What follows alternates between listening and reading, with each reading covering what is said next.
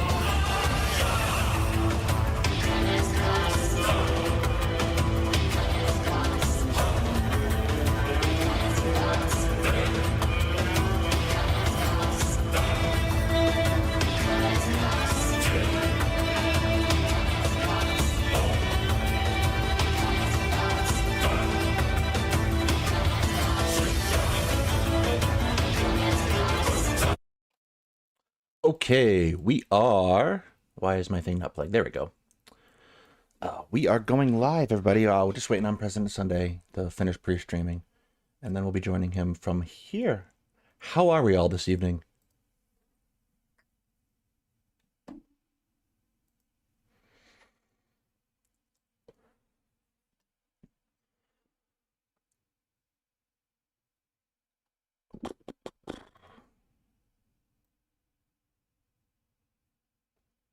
Quiet. We're quiet this evening, clearly. So I'll be perfectly honest, I did not pre-watch this one, nor did I necessarily plan this, so I'm going in extra blind today. That's fun.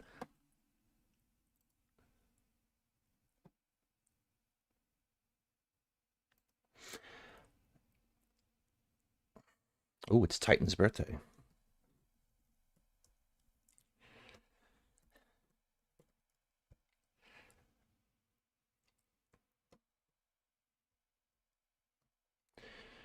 Everybody say happy birthday to Titan. Let's also edit this. I appreciate the fact that people are watching from here, even though we're simul-streaming with Sunday. You shall be rewarded in the kingdom of heaven.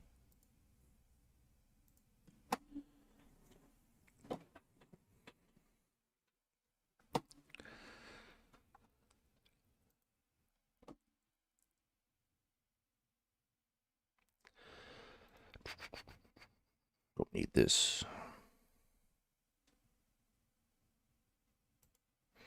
All right, let's see. Where else are we getting to today? It's been a weird Monday. It's just not been a very energetic Monday.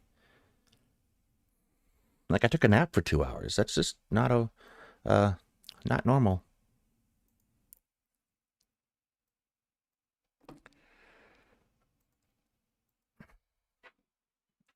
I hope everyone also checked out last night's stream. Some pretty important stuff going on over there. We talked about the United Auto Workers strike and the the latest Illuminati video.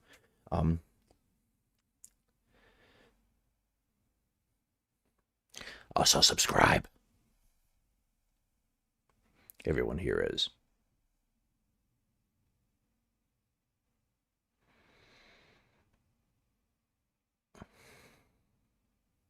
Second thing, let me know how you like this new format with the thing in the corner. We're trying some stuff out until we get some equipment upgrades. I might change the thing in the corner to be something different because that's obviously the essay scroll. But let me know if you think it works.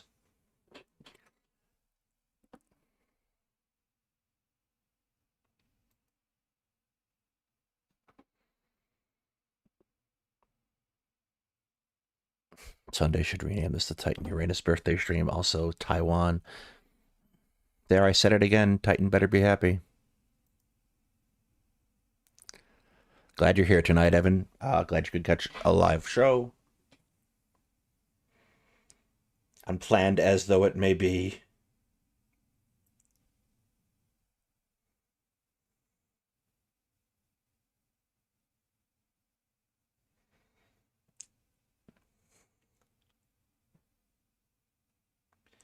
That's not even a funny joke. I'm going to get mad at that person later. Anyway. Is it? How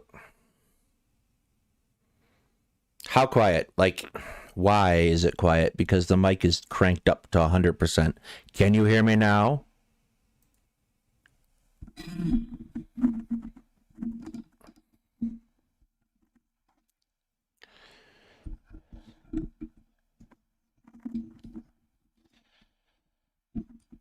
I've tightened the crap out of everything, so hopefully that's not the problem. But yeah, the immediate concern for upgrades is going to be cameras for me and Hetman so that you can see face, and then something to put in the background. Sound padding things. because I have a weird ceiling in this room and it messes with acoustics.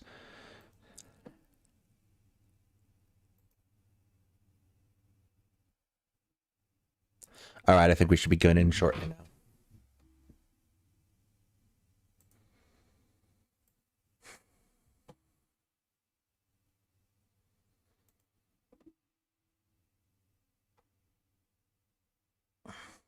Okay, let's set up. Let's do this.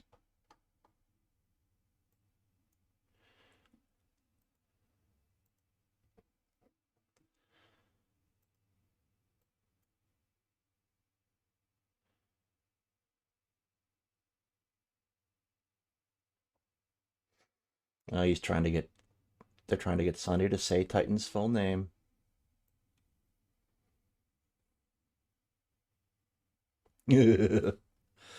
All right.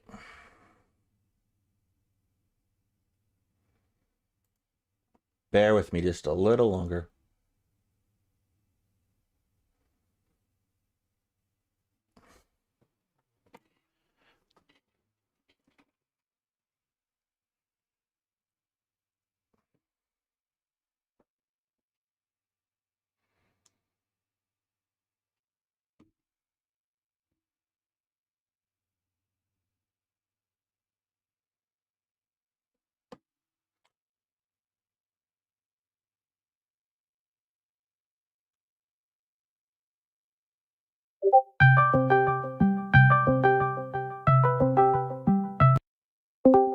Hello? Daedalus, we are singing Happy Birthday to Titan. Oh, we are? Are we using his full name? Because it seems to be the request from chat. Yes, we are. All right. This is going to be bad. It's probably not worth $2, Naomi. Yeah, it's probably worth significantly more than that, actually. The humiliation you are bestowing upon me. All right, let's pop this out.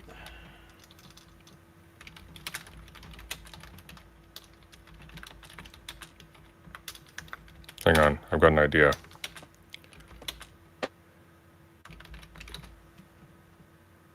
Let's see, so... Probably have to wait a hot second. No worries, take your time. No, it's just not letting me pop this out to my other screen, and I don't want to put it up with our chat history for whatever reason. I am doing what you suggested about cameras. I mean, look, it's a progressive era, Daedalus. We aren't actually in China. It's okay. Fair.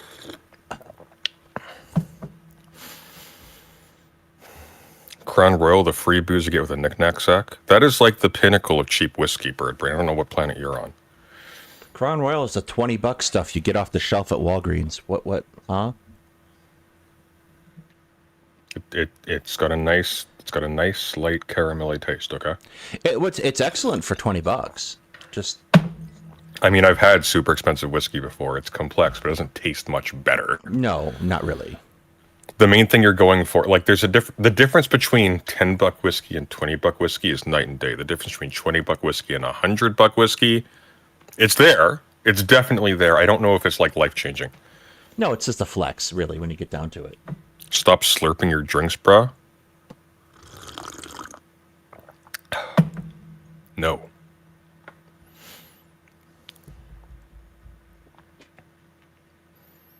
Canadian whiskey is too sweet. Canadian whiskey is very sweet. You get a free like, bag of Crown Royal. Yeah, that's a Wargamer's prerogative right there. A lot of Canadian whiskey is like Canadian whiskey is not generally super expensive. I think as far as like low cost whiskeys go, I think my favorite is Jameson, which is just like it's very similar. It's like the way I would put it, it's like Crown Royal sort of crossed with Jack. It's got a bit more spiciness to it. Like Crown Royal basically just tastes like caramel, which is not like it's not an unflattering description, but the one I keep on hand is Evan Williams, actually.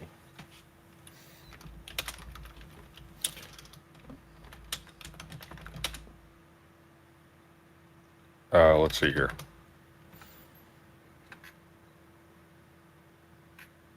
Trying to find something. Is it something that'll make us both better singers in the next 5 minutes? Because if it's not, I'm not sure it'll help.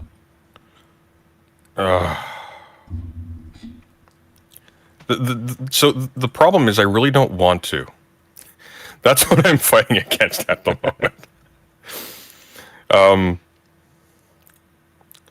I'll tell you what, when I'm some whiskeys in, we're done, we'll sing you out, okay? That's how we'll do it. That's how it's listed in the thing anyways. All right. Yeah, I think that's fair. And that'll give people incentive to stick around or to leave early, either or. Probably the latter, actually, now that I think about it. So obviously we're going over to begin with, we're going to be going over a few things, actually. We're going to be going over the H3 Hassan debate, such as it is, over Taiwan. I actually haven't seen it yet. Neither have I. I have seen some of the responses, though, and I have some preliminary comments, and I'm glad you're here because you can give me your impressions of them as we go. The first is that the Taiwan issue is very complex, and one of the major problems with how it's been framed is it's been sort of framed in a similar way as the Ukraine-Russia issue has been, and there's elements of truth to that, but it also is overextending things quite a bit. If China were to invade Taiwan, that would be unequivocally bad. I think that's a fairly uncontroversial statement amongst people who are relatively sane. Who aren't tankies? That too. I think, however, what does need to be said, albeit in a very caring way, is that this is not because, in historical terms, Taiwan are the good guys. The reason why would not be because Taiwan, as opposed to China, has any, as a state, has any special privilege to that territory. Both are equally imperial powers. They both came into power in the exact same way, that is through military force. The reason why Taiwan is not represented in the UN is also complex. A large part of that is because in the reverse direction, they were also claiming representation for the whole Chinese state in the UN, but it's a bit more complicated than that as well. By the same token, they're also significantly better on most human rights issues today than the PRC is. Once again, they got to that position through brutal conflict, and not very long ago were brutally oppressing their people in a way we would typically associate with things like Tiananmen Square. Granted, under conditions of impending attack from another force, also one that they attacked first. It's deeply muddy. Long story short, it is not a good guys versus bad guys issue. It is very much a freedom versus unfreedom issue, but filtered through several layers. Yeah. So it's yeah. There's a couple of things I think is worth noting is that we aren't very good here, generally speaking, at least in the United States, about teaching Chinese history. Yeah. To any degree, and this gets really muddy around the period of time of World War II, where most of this starts. So, like, there's a lot of conflict that has come and a lot of back and forth. But I think it's inarguable to say that Taiwan would be marginally better off as Taiwan than they would be as China. I think it depends on what you mean.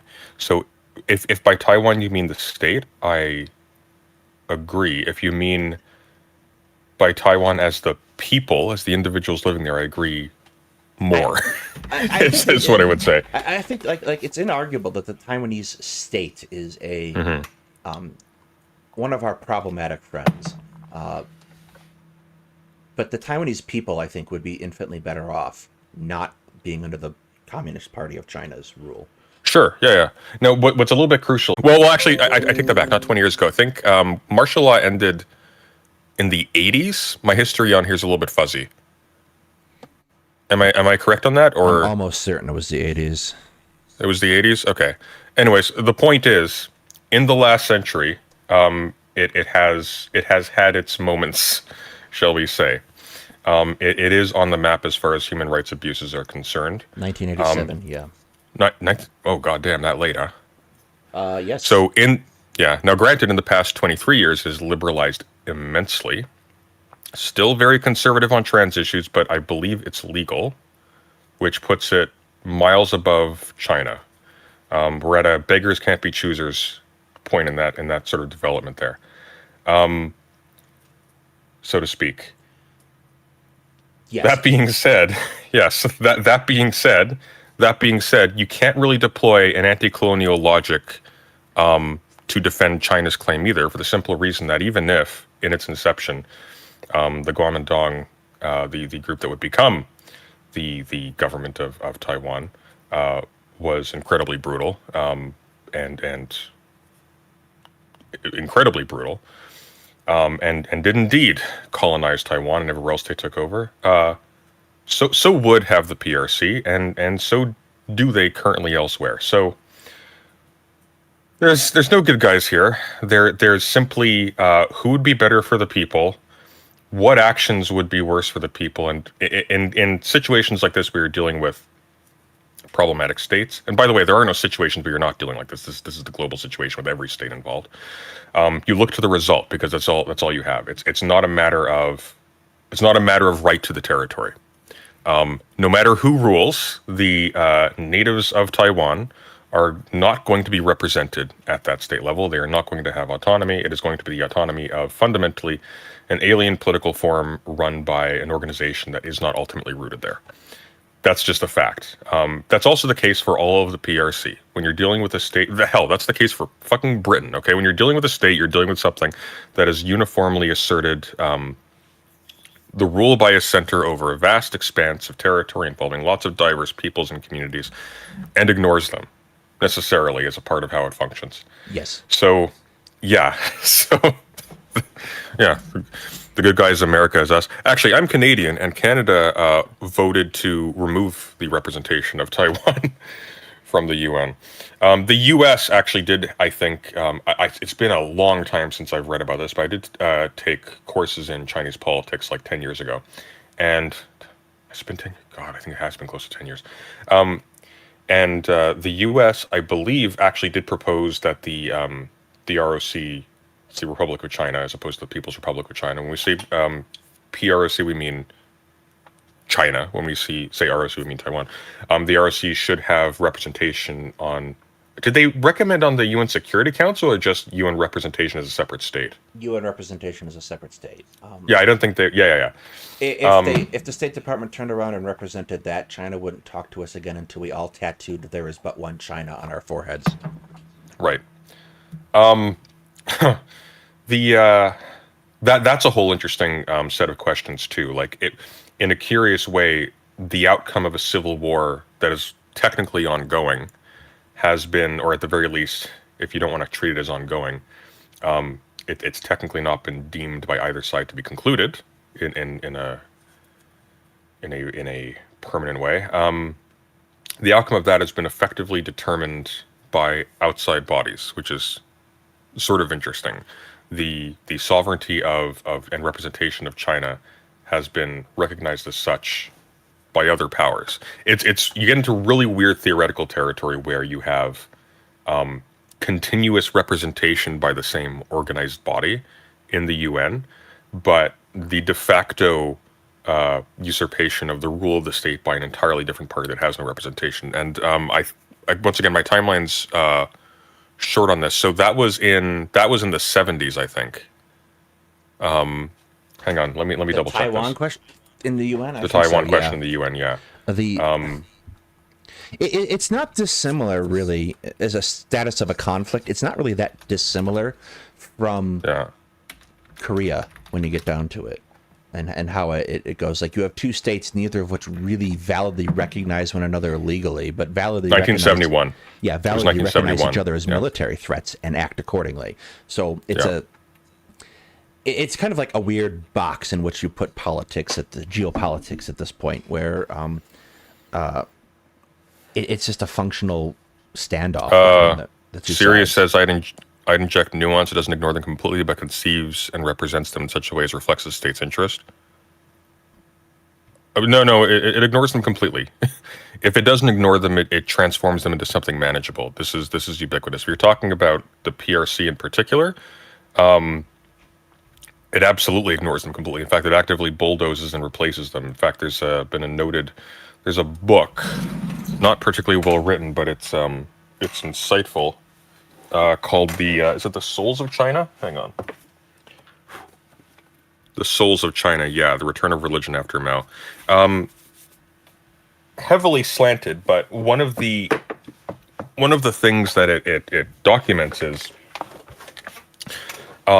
the tendency of the state to sort of assimilate local religious organizations and sort of points of local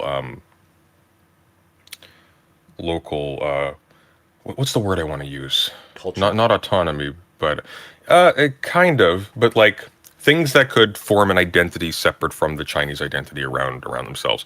There's been a tendency to bulldoze them, replace them, and have them managed by something that's sort of in conference with the state at some level. It gets really messy. They're See, because the problem is, if you're usurping the autonomy of a thing, that thing no longer has the agency it did when it was autonomous. That's sort of trivially obvious. And so when you have representation, for example, in Canada, of Indigenous bands or of Indigenous representatives, where you have people put into place to speak over the actual wishes of the band, as happens frequently, technically you have quote-unquote band recognition and representation, but the representation is loaded by the state as well. That's not universally the case, but that has happened frequently. Yeah, and so, it looks a lot more nuanced from this side because there's 100 miles of water between Taiwan and China, whereas something like Tibet there is not, and they have a much more effective control over that. Well, I mean, it is nuanced, but the nuance is not like they're actually kind of well disposed and well intentioned. The nuance is there are like realities where obviously they haven't been able to take Taiwan. There's like or to simply take Tibet, for example, by brute force. So there's elements of you have to compromise a little bit, otherwise you'll fracture your state. Let's see, what have we got here? Okay, anyways, so Hassan Piker versus H3H3. Or Ethan Klein. Hassan Piker, H3H3, Taiwan.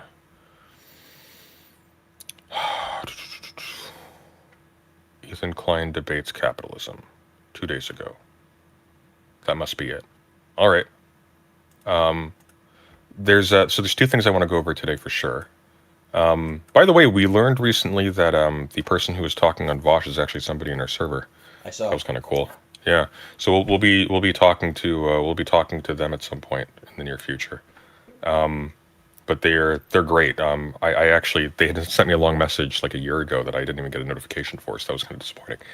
But yeah, we got stuff to talk about. So I think today there's two things I wanted to look at. First is the Ethan Klein debate itself. The second one is I want to look at some of the debates sort of surrounding that and see how those went. I want to look a little bit at, I think there was a Vosh one recently. There's also, this is going to be cancer, but it'll also be sort of revealing, I think, in a way, of different attitudes sort of across the aisle. I'm interested in apparently Wicked Supreme had pushback against Destiny on the Taiwan issue, which is I saw intriguing. That one. I did not watch it, but I saw that one as well. Yeah, so I kind of want to go through both of those. So I'm going to make myself smaller, just to demonstrate my magnanimity, that I don't need to fulfill the whole screen to feel confident in my abilities. There we go. And we're going to put me a little bit down here this time, see how that works. And we have Ethan Klein debates capitalism here. Just let me share my screen quickly. You're cool with being off camera tonight? Yeah. I basically did what we talked about, the entire camera thing. Oh well, I meant for your channel for that specifically, but for tonight it's easier to organize the entire screen around it because when it's streaming to Discord, it's choppier. Okay, well here we go. Let me know if the audio works. This is Ethan Klein debates capitalism with Hasanabi. I mean, it is what it is. This is a different video. Oh, is this a different video? Hang on. Oh, 1 sec. 1 sec. Quicker, Taiwan. Did he not upload the Taiwan thing? Got Keffel's live with Hassan Piker as a tanky. Thank you for that. We all knew this. Where is this? H3 fans turn on him. Is this it? That's a Destiny one. Where's the shoot? Where is it? Let's start looking. Hang on, H3 probably has it. That'd be weird if they didn't. Nope, that's DGG. Don't want that. Yeah, why is it's really like promoting DGG videos just everywhere? Have you noticed that? Like if you look up anything that's like the top thing, like I'm Yes. looking up H3H3. No other details. Look at this. I'm not looking up anything else, just H3H3. I get the podcast at the top, and then the first video is Destiny. Like why? That's weird. Like H3H3 is not. They have 2.93 million subscribers. They're bigger than Destiny's channel.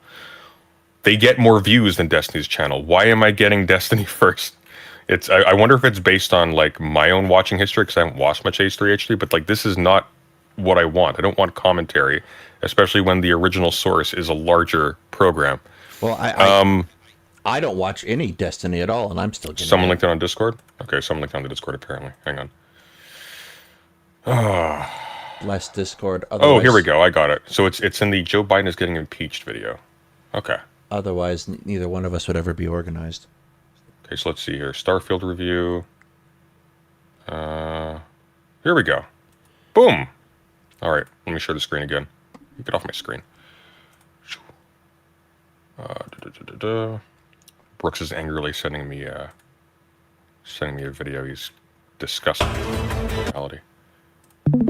Okay, here we go. This is it. Finally. All right. All right, we're here. Hold on to your butts. Let's go. Yeah, I don't like that. He said he wants to preempt a war against China. He wants to like fight against China, but he also kind of wants to like leave Taiwan. Hang on a sec. Let's go back a little bit here. Yeah, I don't like that. He said he wants to preempt.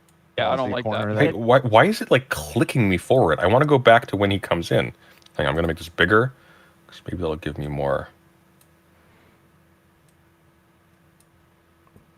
Is that Yeah, I Jake don't like Paul? that. He said he wants to Never mind. preempt a war against China. He wants to like fight against China, but he also kind of wants to like. Who's he talking about here? He wants to fight against China. I'm What is pretty he sure he's referring to Biden. Okay.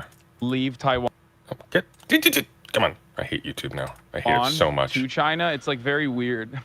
He has like a very weird foreign policy perspective on it. Right. The obviously like xenophobic, anti-Chinese, like shared commonly by the entire intelligence community, our State Department. Obviously, it's like American policy, but the whole like What? leave Taiwan, or first leave Taiwan alone and then give them all guns. Like make Taiwan like America, where every person in Taiwan has a weapon. How do we feel about Taiwan, Hassan? How do I China feel or about not China? Taiwan? Or is it China or not China? That's the American policy. Whatever the American your policy is, whatever. He's so dumb. What? That's not what he's asking. What the American policy is? He's asking what you think about the situation, which I suppose is irrelevant. But Great leftist that he is. He's deferring to The State imperial Department. policy.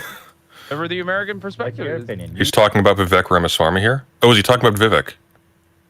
oh, he's Okay. talking about. Well, Really won't it's say. irrelevant because Vivek is never going to be president.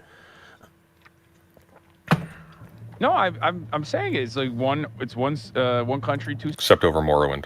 systems. You know? No, it's not. It's two different countries. Really? Taiwan and China. Is that according to American foreign I would argue China's many different countries, but that's just me. policy? No, what's your opinion? What's your opinion? Taiwan independent? My opinion on Taiwan is that Taiwan is the Chinese concept of Taiwan should remain in the Drums. hands of the people in Taiwan who So therefore, believe, it's independent. who for the record, for the most part, just believe to not disrupt the ongoing relations with. Why are you being China. so carefully footed around? Because I know that there's going to be a sensitive subreddit. issue. There's going to be a subreddit post with like a million You know what this is? Hang on. This is what this is, okay? Phenomenal editing. Have you ever had a dream that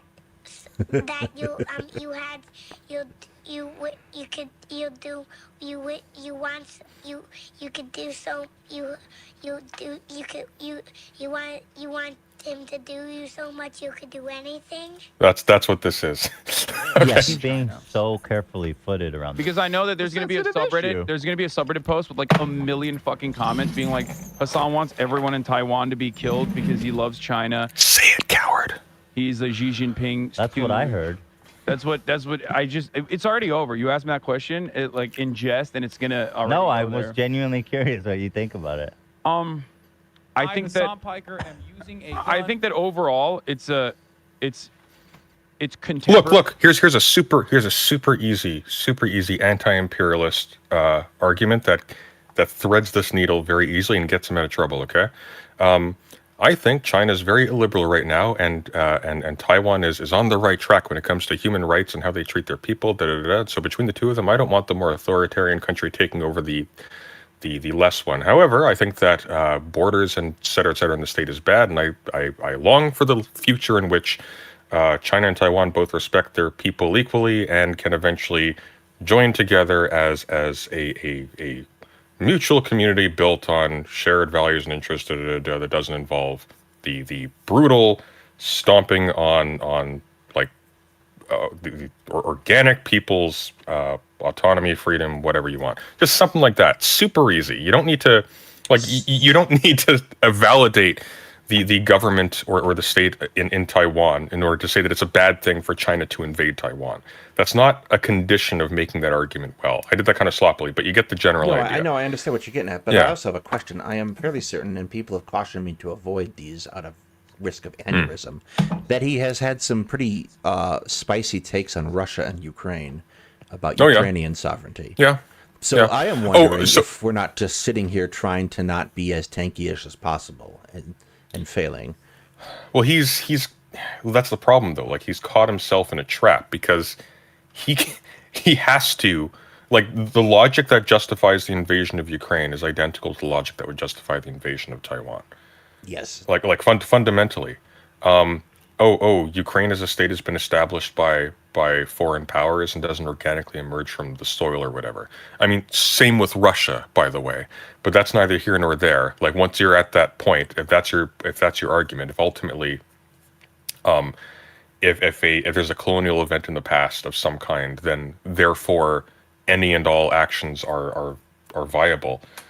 He doesn't have an argument against the invasion of Taiwan if he accepts that, and vice versa. If he says that this is that there isn't a just reason for China to invade Taiwan, Ukraine's just right out.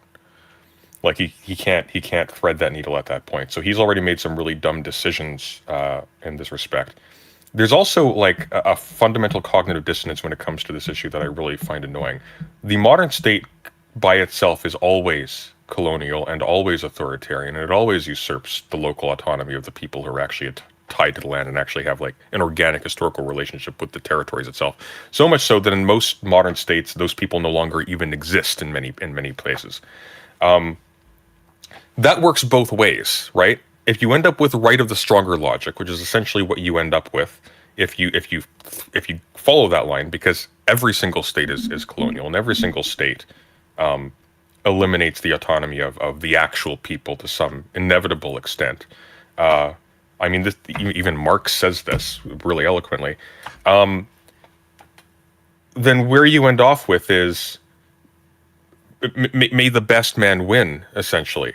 I think one of the strongest retorts is, given that all the powers involved in an armed military conflict between states is going to be between powers that ultimately only have a right to that governance by dint at some level of reduction to the use of military power. You look at the result. And so with Ukraine and Russia, it's a pretty easy judgment. Under the Ukrainian government, the people will have more freedom and less misery than under a Russian government, especially if that involves the violent takeover of Ukrainian territory. That seems pretty uncontroversial to me. That being the case, the invasion of Ukraine is wrong. And what's great about this is that you can still critique the Ukrainian state afterwards for bad stuff that it does, just as you can critique the Russian state, just as you can critique the Taiwanese state, just as you can critique the Chinese. Being a partisan of these as states in this way leads you to absurd positions like this, where you're stuck playing the politician to countries of which you are not a part, who are ideologically actually directly contradictory to yours, except in name. Like the Chinese state is not socialist. It is not Marxist. It is not any of these things. It's a state. It has an interest in its survival as a state. It does not have an interest in dissolving itself as a state to bring in communism. Exactly, which is, I think, really important to note, is that if you approach this from that standpoint, then it's a really easy thing to do, to evaluate this and say, well, Ukraine can do X, Y, and Z better, which I would point out is something that me and Hetman have been doing over the course of the last year. It's almost been a year that we've been in operation, hey. But if you sit here and you kind of get mired in this ideological take that Hassan is taking, then he's sitting here, you know, flapping his gums and nothing's happening. Because he recognized that he's screwed. Like, Hassan defended the Anschluss of Austria. What? Did he actually?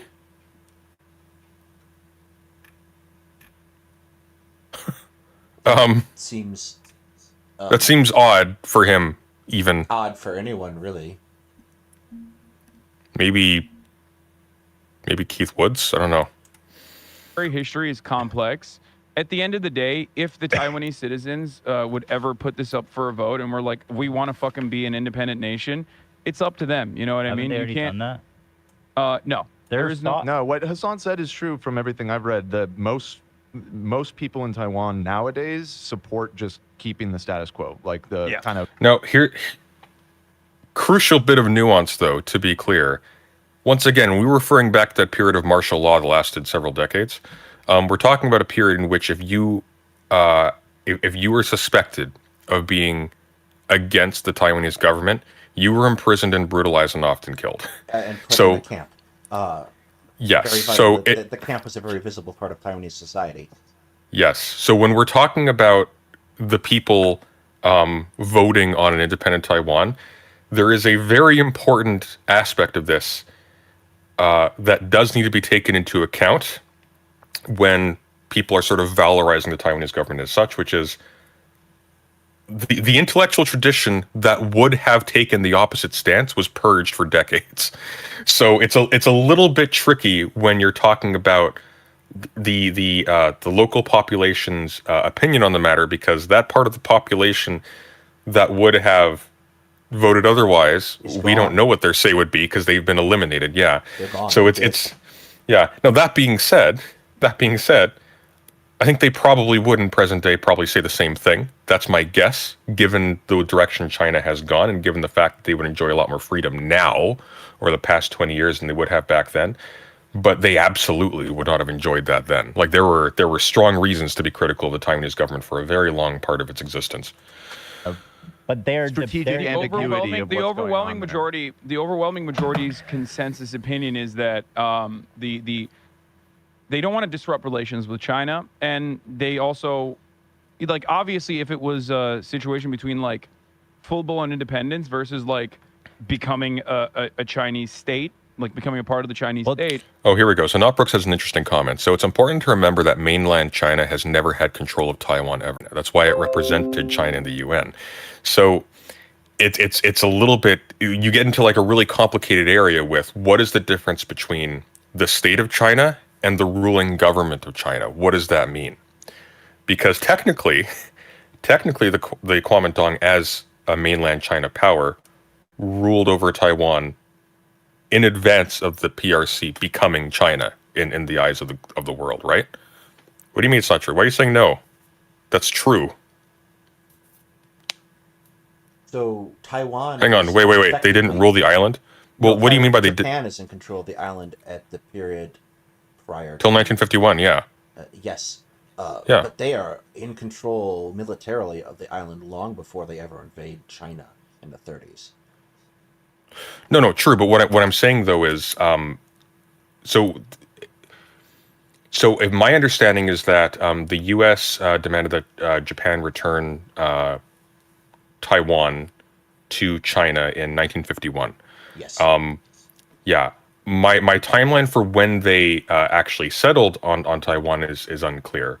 But in between then and when the ROC ceased being represented as China in the international in at the UN, they were settled there, and they were only settled there. Yes. So, yeah. So what I'm talking about is, in a weird way, a mainland China state was in control of Taiwan and ruled Taiwan before the PRC came to represent the Chinese state as a whole. Does that make sense?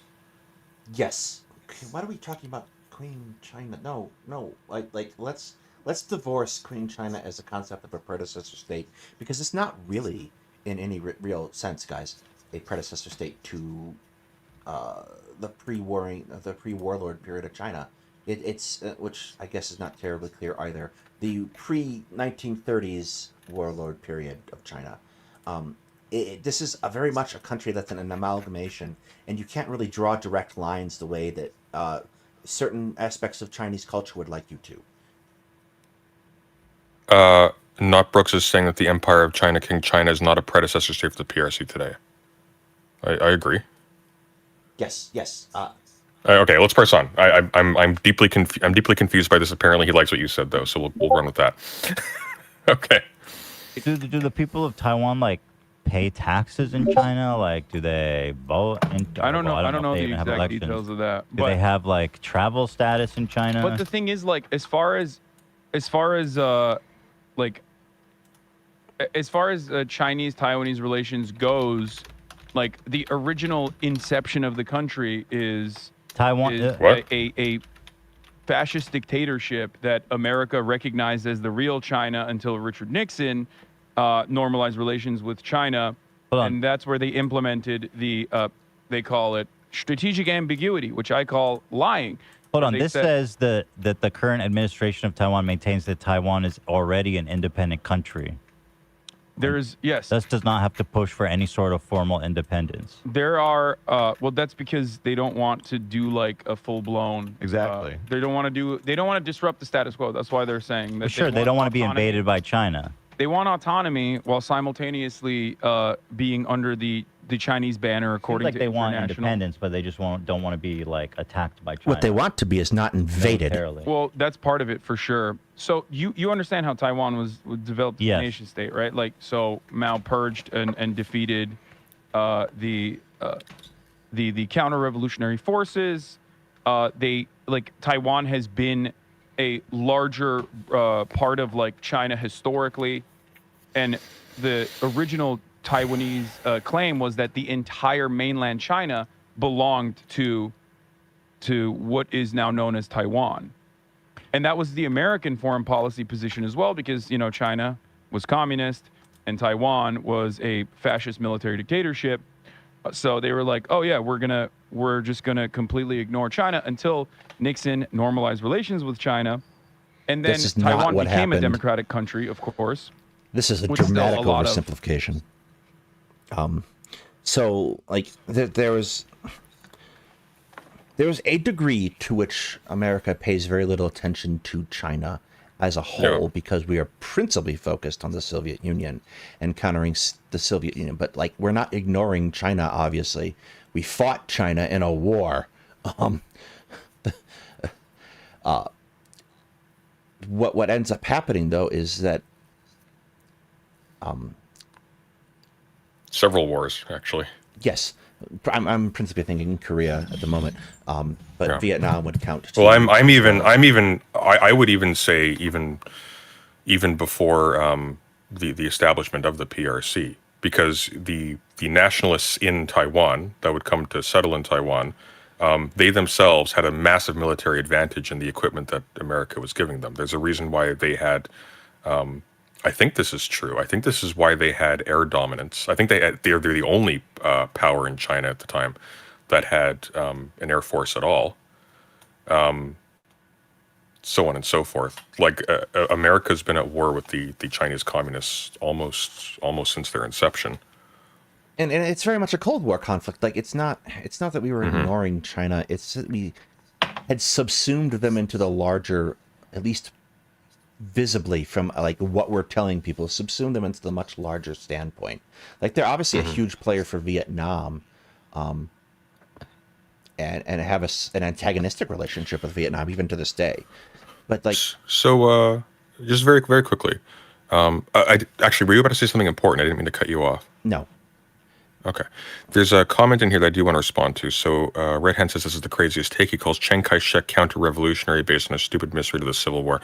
Chiang Kai-shek is, I wouldn't call him counter-revolutionary per se, but he's definitely not revolutionary in the sense that we tend to be talking about when we're talking about like an actual revolution of the political system, because Chiang Kai-shek is ultimately a nationalist statist. So he ends up in the same place, essentially, theoretically, as where China is now and where Taiwan is now.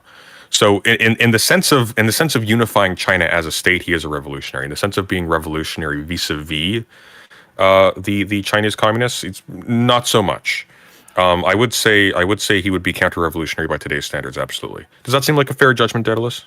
yeah, I wouldn't really include him into a counter-revolutionary. Like he doesn't really fit into that narrative, that leftist narrative. Well, no, especially since like at this time we're not talking about a revolution within a state. We're talking about a revolution in the sense of a unifying of the thing into a state. Because at this time, China itself, and the reason why it was able to be taken by Japan the way that it was, isn't a single organized entity with strictly defined administrative borders and things like that. It's a little bit different.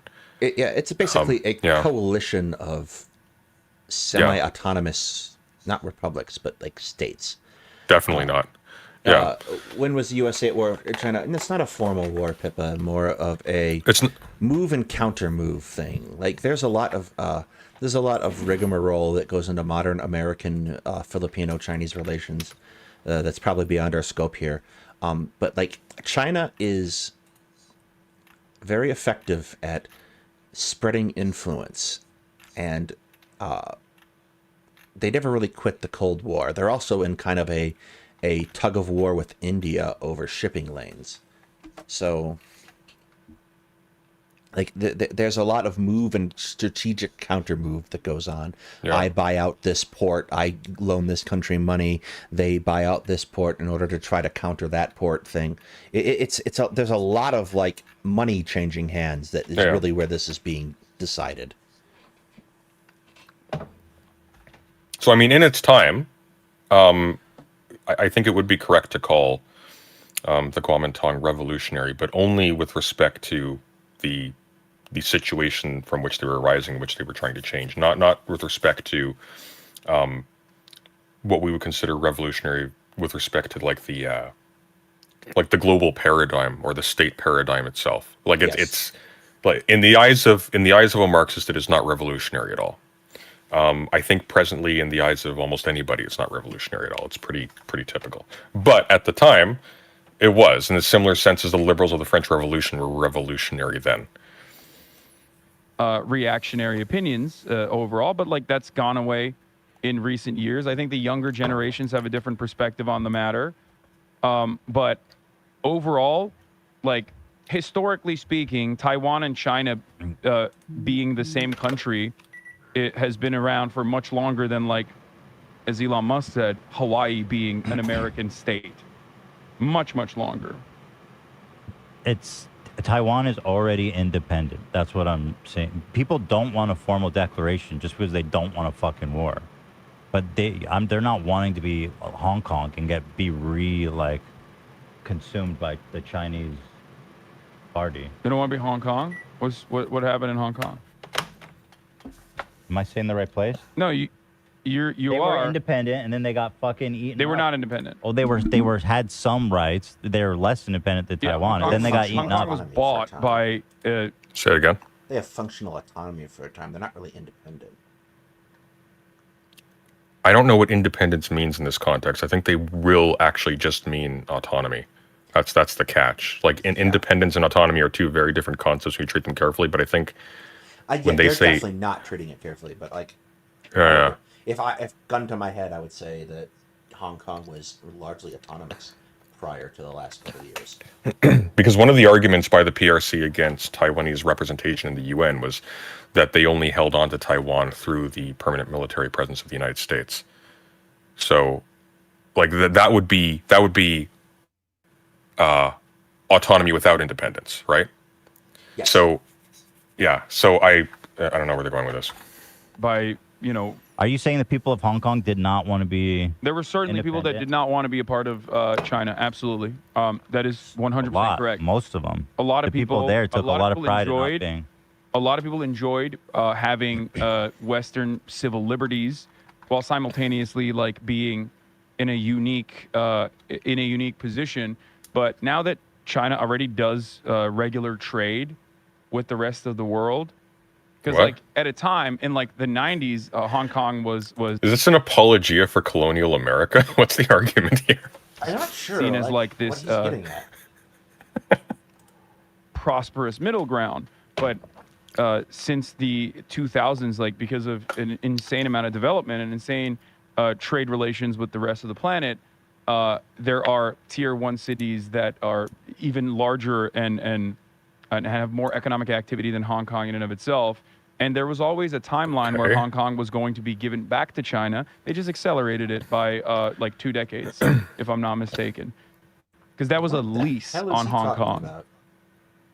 Well, that's true, but it's also completely antithetical to, like, I'm sorry, like this is a functionally neoliberal argument in favor of state authority. Not even communist state authority or nominally communist state authority. Like when we're talking about the lease of Hong Kong, let's see, let's get the actual thing up here. So, it was to be given back by the British to China in 99 years from 1860. Okay, let's see here. So, here we go. The 99-year lease. Also, the 99. Okay, so this is. I didn't actually know this. So, a 99-year lease under historic common law is the longest possible term of a lease of real property. So, this is sort of like in. Have you watched? Chernobyl by chance? I have not. Okay, it's really good. So there's a part at the beginning, and I don't know why I'm making this analogy like it doesn't only complicate things. But at the beginning, there's a lot of waffling about whether or not Chernobyl's actually melting down because they received readings off their dosimeters that said they were only at like a certain level of radiation. The catch, though, is that the dosimeter they had at the plant only went up to that level. And so that's like the number they had to give when they were asked to report on the radiation levels at Chernobyl. But in actual fact, had they had a higher level one, it would have been vastly at next. Yeah, exactly. So similarly here, like let's see. So William Blackstone states that a lease was formerly limited to 40 years, although much longer leases for 300 years or 1,000 years were in use by the time of Edward III. The 40-year limit was based on the unreliable text, the Mirror of Justices. In the law of several U.S. states, a 99-year lease will always be the longest possible contract for realty by statute, but many states have enacted shorter terms and some allow infinite terms. So I'm wondering here if there is a colloquial sense in which a 99-year lease is essentially indefinite, and it's just the only one that the law can recognize, and the point is to allow for ambiguity later on. I wonder if that's kind of what's happening with that. I don't know anything about this, so I'm probably just talking out of my ass. But British turned Hong Kong over to China. Mm-hmm. Like I don't know what he's saying. They accelerated by 20 years. They turned over Hong Kong to China. China largely let Hong Kong administer itself as a sort of self-governing autonomous territory. And then very recently, they stopped doing this because they were autonomously getting away from China. So I don't know what he's talking about. He's not like they accelerated it by 20 years. As a matter of fact, I'm pretty sure that they handed it over on time. The United Kingdom was serious about this for much of their last century. Okay, let's see. The Wikipedia page is so bloody the only thing they won't get convoluted. Back is the stuff in the museum. Okay, here we go. So, let's see. Joint Declaration guarantees the basic law of Hong Kong for 50 years after the transfer of sovereignty. It does not specify how Hong Kong will be governed after 2047. What?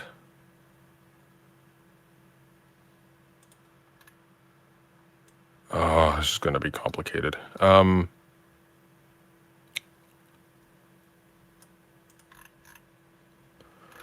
put something in the right Bear with one. me a sec. I'm trying to find.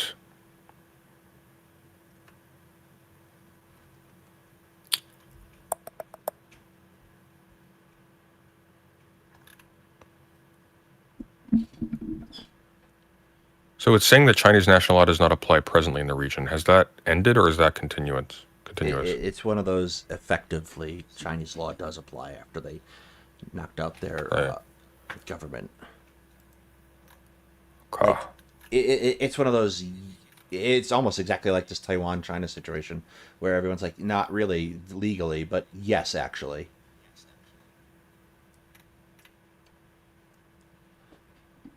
Okay, here we go.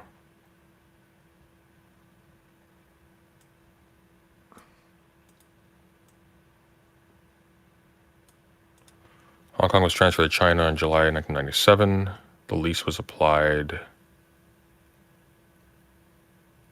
when? That was 1989, the Convention for the Extension of the Hong Kong Territory leased for 99 years until 1997. Yes, they turned it over on time. so on time, exactly on time. Yeah. Like, perfect, done. Is there like a de facto thing it could be pointing to though? Not Okay, really. whatever. Let's press on. Doesn't. Yeah. I don't know. I'm trying to figure out what he's saying. Like it definitely wasn't handed 2 decades early. Like I'm trying to figure out if there's like a way in which there was some like unfolding of autonomy. I don't know. No, like it was one of those. It's the thing to consider about China that a lot of people like don't get because of how we present China popularly is that there's a lot of compromises that the Chinese Communist Party makes to make its country work. And Hong Kong was one of them, and that's why the last several years have been so significant in how China has treated Hong Kong. Yeah. Brooks whatever. says he knows Pressing what's on. happening. All right, let's pull him on. Brooks, you want to come on? I'm pulling you in.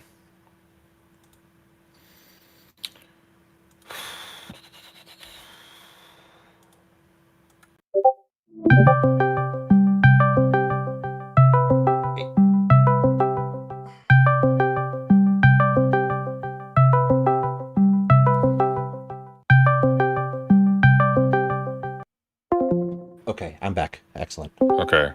Hey, Brooks, how you doing? I'm doing well. So the handover of everything that happened, Yeah. it's it's an amazing set of circumstances. But in the mid 1980s, they started having, because you don't just go, cool, we're going to hand over. Like they, Yeah. oh, You're still here. okay. Can I go? Yes. Yeah. Sorry. All right. So you don't just hand over a place like Hong Kong that's worth, billions of dollars in finances and land and everything. So in like the mid 1980s, they started drafting an agreement of what it would mean to have that handover, because basically businesses were starting to go, hey, China is super not friendly to us. If you've ever been to Hong Kong, there's Macau, there's Hong Kong, and there's Hong Kong Island. There's the main Kowloon area is what a lot of people associate with it, but Hong Kong Island is like basically Bank Central and British Central. It's fish and chips and pubs. It's UK. And so all these guys were like, hey, this is like 15 years away. I'm not going to invest more money into Hong Kong right now unless I know it's going to be able to stick around. So they came to this large thing, this big development practice of here's what the transition would look like. Here's how this would work. It would remain autonomous for 50 years post handover, but it would slowly begin transitioning. That's, I think, what Hassan was referring to, is that China has significantly jumped the gun in terms of the takeover and sort of how that would work. That can't be it though. I mean, I would assume that has to be. Well, okay. That's a good candidate if he was making sense, but I think he's just, because he would say that, right? He would say like that's not what he's describing. That's not commending the lease 2 decades early. He's being incredibly unspecific. It presumes the lease. He's being shit about it. But we're talking about like, so 1985 is when they signed it. So if we're talking about the stuff that happened 30 years later, when China went, hey, actually, we're going to fucking start doing stuff and we're going to change. We're taking over the government and it's no longer the provisional government. That is 20 years early for them stepping in. It was a joint declaration. It was the Sino-British joint declaration around it. It was supposed to be one country, two systems for 50 years. So he's referring to something that's accurate. He's just wrong because it was supposed to be until 2047 that this would be the case. And if it's earlier than that, it's earlier than that. Okay. All right. Fair enough. Shall we press on? Absolutely. It's a really fascinating setup. All of this is, and thank you, by the way, Daedalus, for jumping in. People really, really fuck up China. Like when they talk about it really badly. And anytime people are like, oh, China's been around for like 1,000 years. Like, no, it hasn't. No. It doesn't work. Our conception of the state doesn't operate prior to like 1940. Well, same with it's essentially the same thing as saying like the United States has operated for however long there's been indigenous bands roaming it, because it's not a single united entity until very recently. And even if you do have like a populous region that's been recognized by other cultures as having like some like definite common features sort of across a certain expanse of land, you're not dealing with a state until you have a specific administrative body with a specific legal existence, and you only have that less than 100 years ago, arguably in many cases not even today. I will take the argument further that there is a radically different United States before 1860 and a radically different one after 1865, and now a much radically different one that has emerged in the last decade. But I would say continuity changes dramatically, I think, as you go through history. But with a unified constitution, with a unified general governance and structure, we can make a better argument that way versus China, where it's like when you're talking about the Great Ming or the Great Qing dynasties, like they would not have called themselves Chinese. And modern China is very, very Han-centric. And that would not be the case with the Ming dynasty or the Qing dynasty, who would be really pissed. Refer to themselves almost, I would imagine, from what I've read, where they would refer to themselves as Chinese. Right Hand says is going to revert to ethnic justifications here, saying that Taiwan is a Han, quote-unquote, brother nation related culturally. Thus, the PRC is just that'd be interesting if you did, because that's essentially mirroring the justification. Because there is no history of the Han Chinese being there. Again, and this becomes a timing thing. Yeah. And we can get into that argument when it happens, but because I've been yelling about it in chat, but it's too complex for like, 150 fucking letters. Like this is a far more complicated thing than people want to really deal with. Yeah. And the very idea that China has like, hey, it was China before, why not again, is patently insane on a number of levels and historically ahistorical. Well, it's much more complicated than the government of China wants us to think it is. So, everything is. China just wants everyone to be Han tomorrow. Yeah, the fact of the matter is, bluntly, that whoever ends up ruling Taiwan in the future, whether it's the Taiwanese government now or it's the PRC, it's fundamentally going to be a colonial government that's imposed against the wishes of a domestic population, except until recently because they purged most of the people who were against it. Granted, most of those people also wanted the PRC to rule Taiwan as well, so it's... Or at least that's not true either. Story. That's not true with respect to the natives, but one of the things that I was... That's not even true of the people who live there. Like the idea that if you were to say, hey, Chiang Kai-shek, let's raise you from the dead. How do you feel about the PRC ruling China? Like this is where this gets fucked up because until I would say the 70s, China, it's not that they consider themselves part of China. They considered themselves the seat of China, which is not the same thing. It's not like they were going, hey, we're China too. Oh, the ROC does, yeah. The ROC was like, we are China. So Oh yeah. But I'm talking about in addition, the people the ROC was purging in defense of that claim as well locally. So it's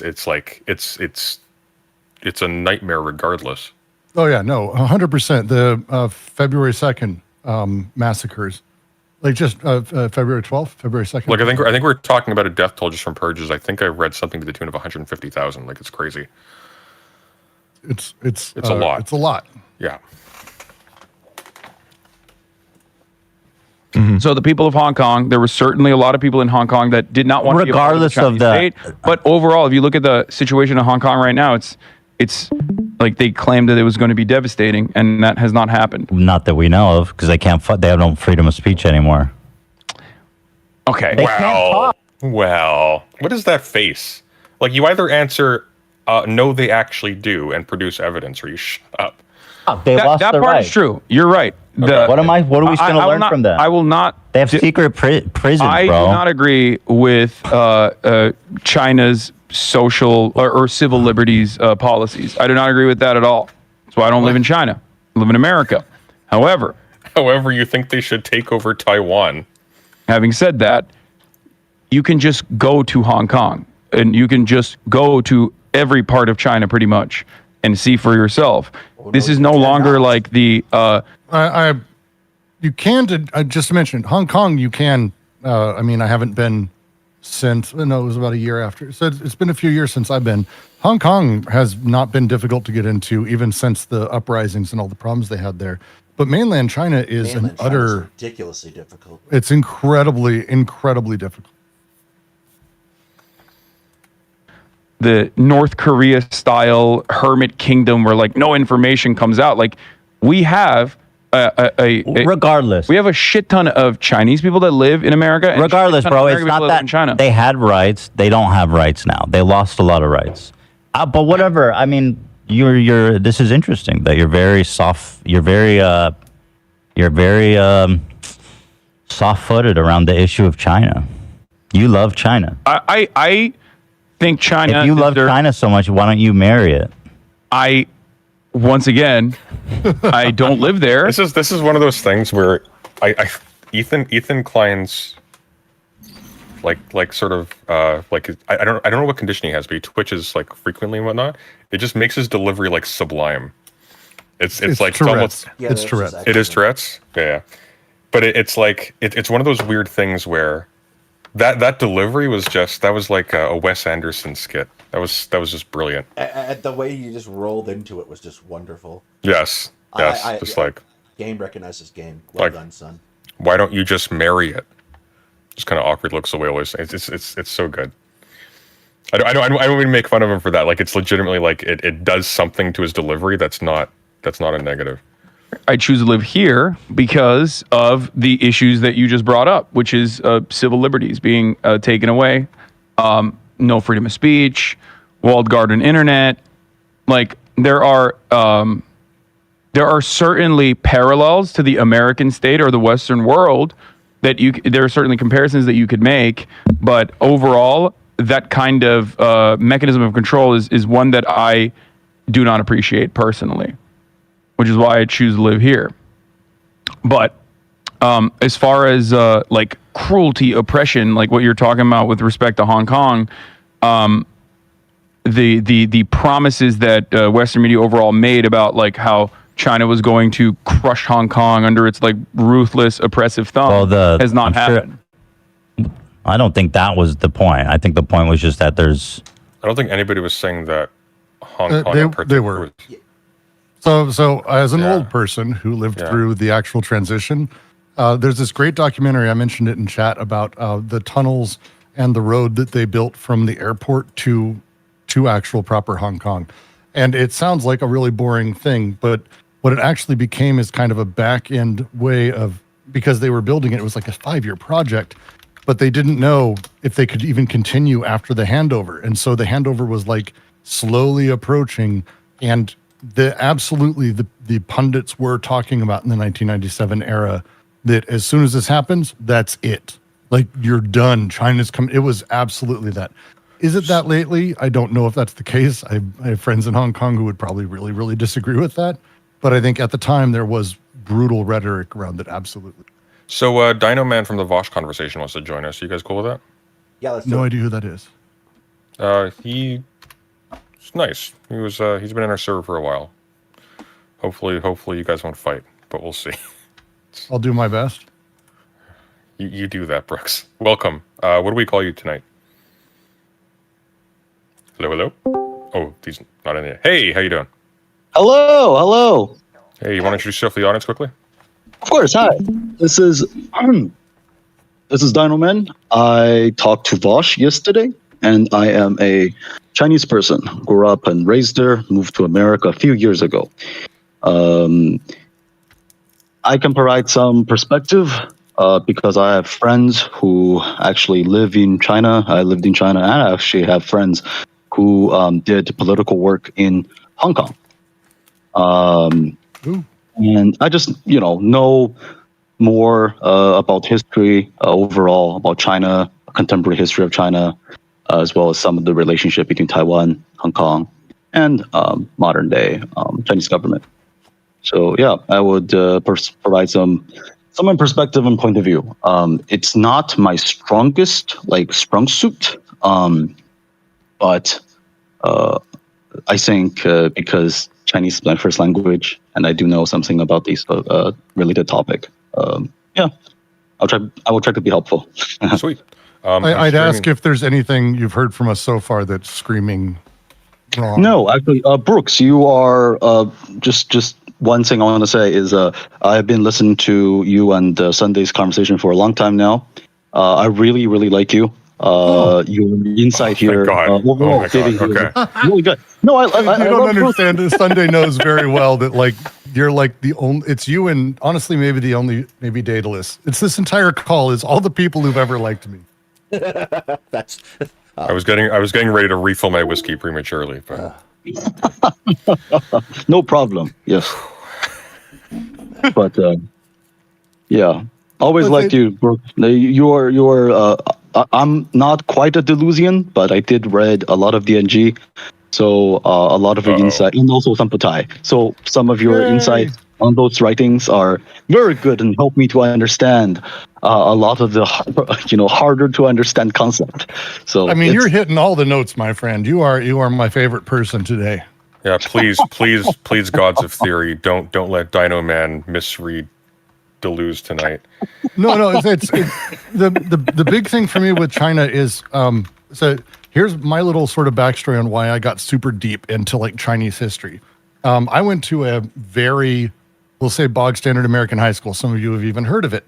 And we ended up having a world history course. And the world history course, the guy who taught it is Mr. Kreitzer. I'll never forget it because the second half he dedicated, the second semester he dedicated to Chinese history. And his reason at the beginning of the year was people like to think of Chinese history as being just this country that has its own history, but there's a lot more. And he started getting into it. And then halfway through the year, the school made him stop and switch back to world history, as they called it, which was, if you want a moment that started to radicalize me, it was this. It was great. He was also the guy who taught a philosophy course that got canceled because he wouldn't teach Christianity as part of it, which is fucking awesome. That's amazing. Yes. So, but he started hey, take a look at these and a couple of things. I was fortunate enough to travel through China. I've been through Guangzhou more times than I want to say, and I've been through Shanghai the one time a year no one wants to go, which is the day of death, August 15th, where it's 120 fucking degrees. Oh yeah. But I've been fortunate to travel a lot. I've spent a lot of time in Taiwan. I've actually sat in the minister's offices. I've led a weird life. Ooh, fun. And so because of this, I love that. I love that place. It's a very cool island, very cool country. I mentioned modern toilet as a joke, but people don't understand there's actual Taiwan's food and clothing scene is my favorite maybe in the world because it's so eclectic and strange, and they sort of have this belief of almost they steal everything, but it's stealing in a way that's always creative, creatively. It's really cool. But anyway, all of what you're hearing drove me down this path of really wanting to learn about China and realizing, holy shit, I know fucking nothing. And so anytime I hear these conversations about Taiwan or Hong Kong and this sort of uniform, this is China. And it's China hasn't even been China for 50 years. America's been America for longer than China has been anything. So it's a very strange way that we don't talk about these countries. And I think I'm really excited to have you here because it's that other perspective that, Americans are always right about everything, of course, but it's nice to have someone from there to tell us where we might be wrong. Thank you. No problem. In fact, I would maybe suggest, I would actually get on certain topic you would know more than I do, because again, I am not a Chinese person who specialized in study of China, right? My knowledge solely came from my cultural background and my living experience there. and overall sort of this osmosis that absorb information from Chinese sources, and as well as my Chinese education, the education I received when I was in China. So, yeah. No, and it'll be really, because even that, because in my early trips to China, I was disabused of a lot of things I was taught as an American, where in America we're taught that like the Chinese, like I don't want to say hermit kingdom because maybe we're not taught that bad, but it is a level.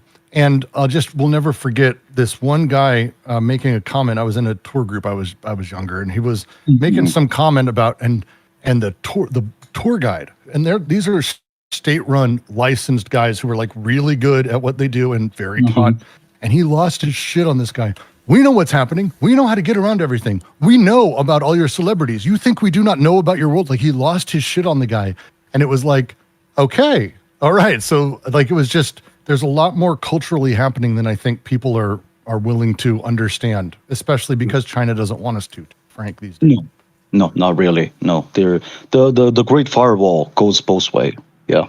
Oh, Yeah, God, yes. there's a And not also doesn't work with insignificant- Skype very well. There's a not insignificant amount of catch-up that people in the professional military education community are playing right now, because which is how I'm coming at this. We're playing a not insignificant amount of catch-up because we only started really emphasizing China in courses in world history like 15 years ago. So it's been a roller coaster of trying. Well, to get on back that point, it. in terms of the firewall working both ways, something else that really obscures the actual diversity of the place, even at an intellectual level in like urban areas. If you think, for example, right wingers in America have gotten really good at skirting censors and sort of having a thriving ecosystem despite having most of their language being banned on major platforms. Chinese dissidents have become masters of coding everything that they talk about. Yes. It's almost impossible to track like to track anything because everything is now covert as a consequence of that. Yeah, I mean, to be fair, not even just dissidents, just regular conversation online. Like if you look at in Weibo, like how regular people talk, because there's so many words that is straight up censored and you cannot type it out. Like you cannot have the censored word in your post. It will just not it will not be able to send it out if these censored words are included in the content you're about to send out. There is a huge amount of surveillance and sort of this checkpoint system on anything that you send online, like which means anything that goes through, anything that you can see as media in China had to be allowed by the Chinese government, which is why when you see a massive amount of like alt-right conspiracy, alt-right, like far-right, sometimes not really alt-right, more traditional posting, the state allowed it. The state allows these things to occur.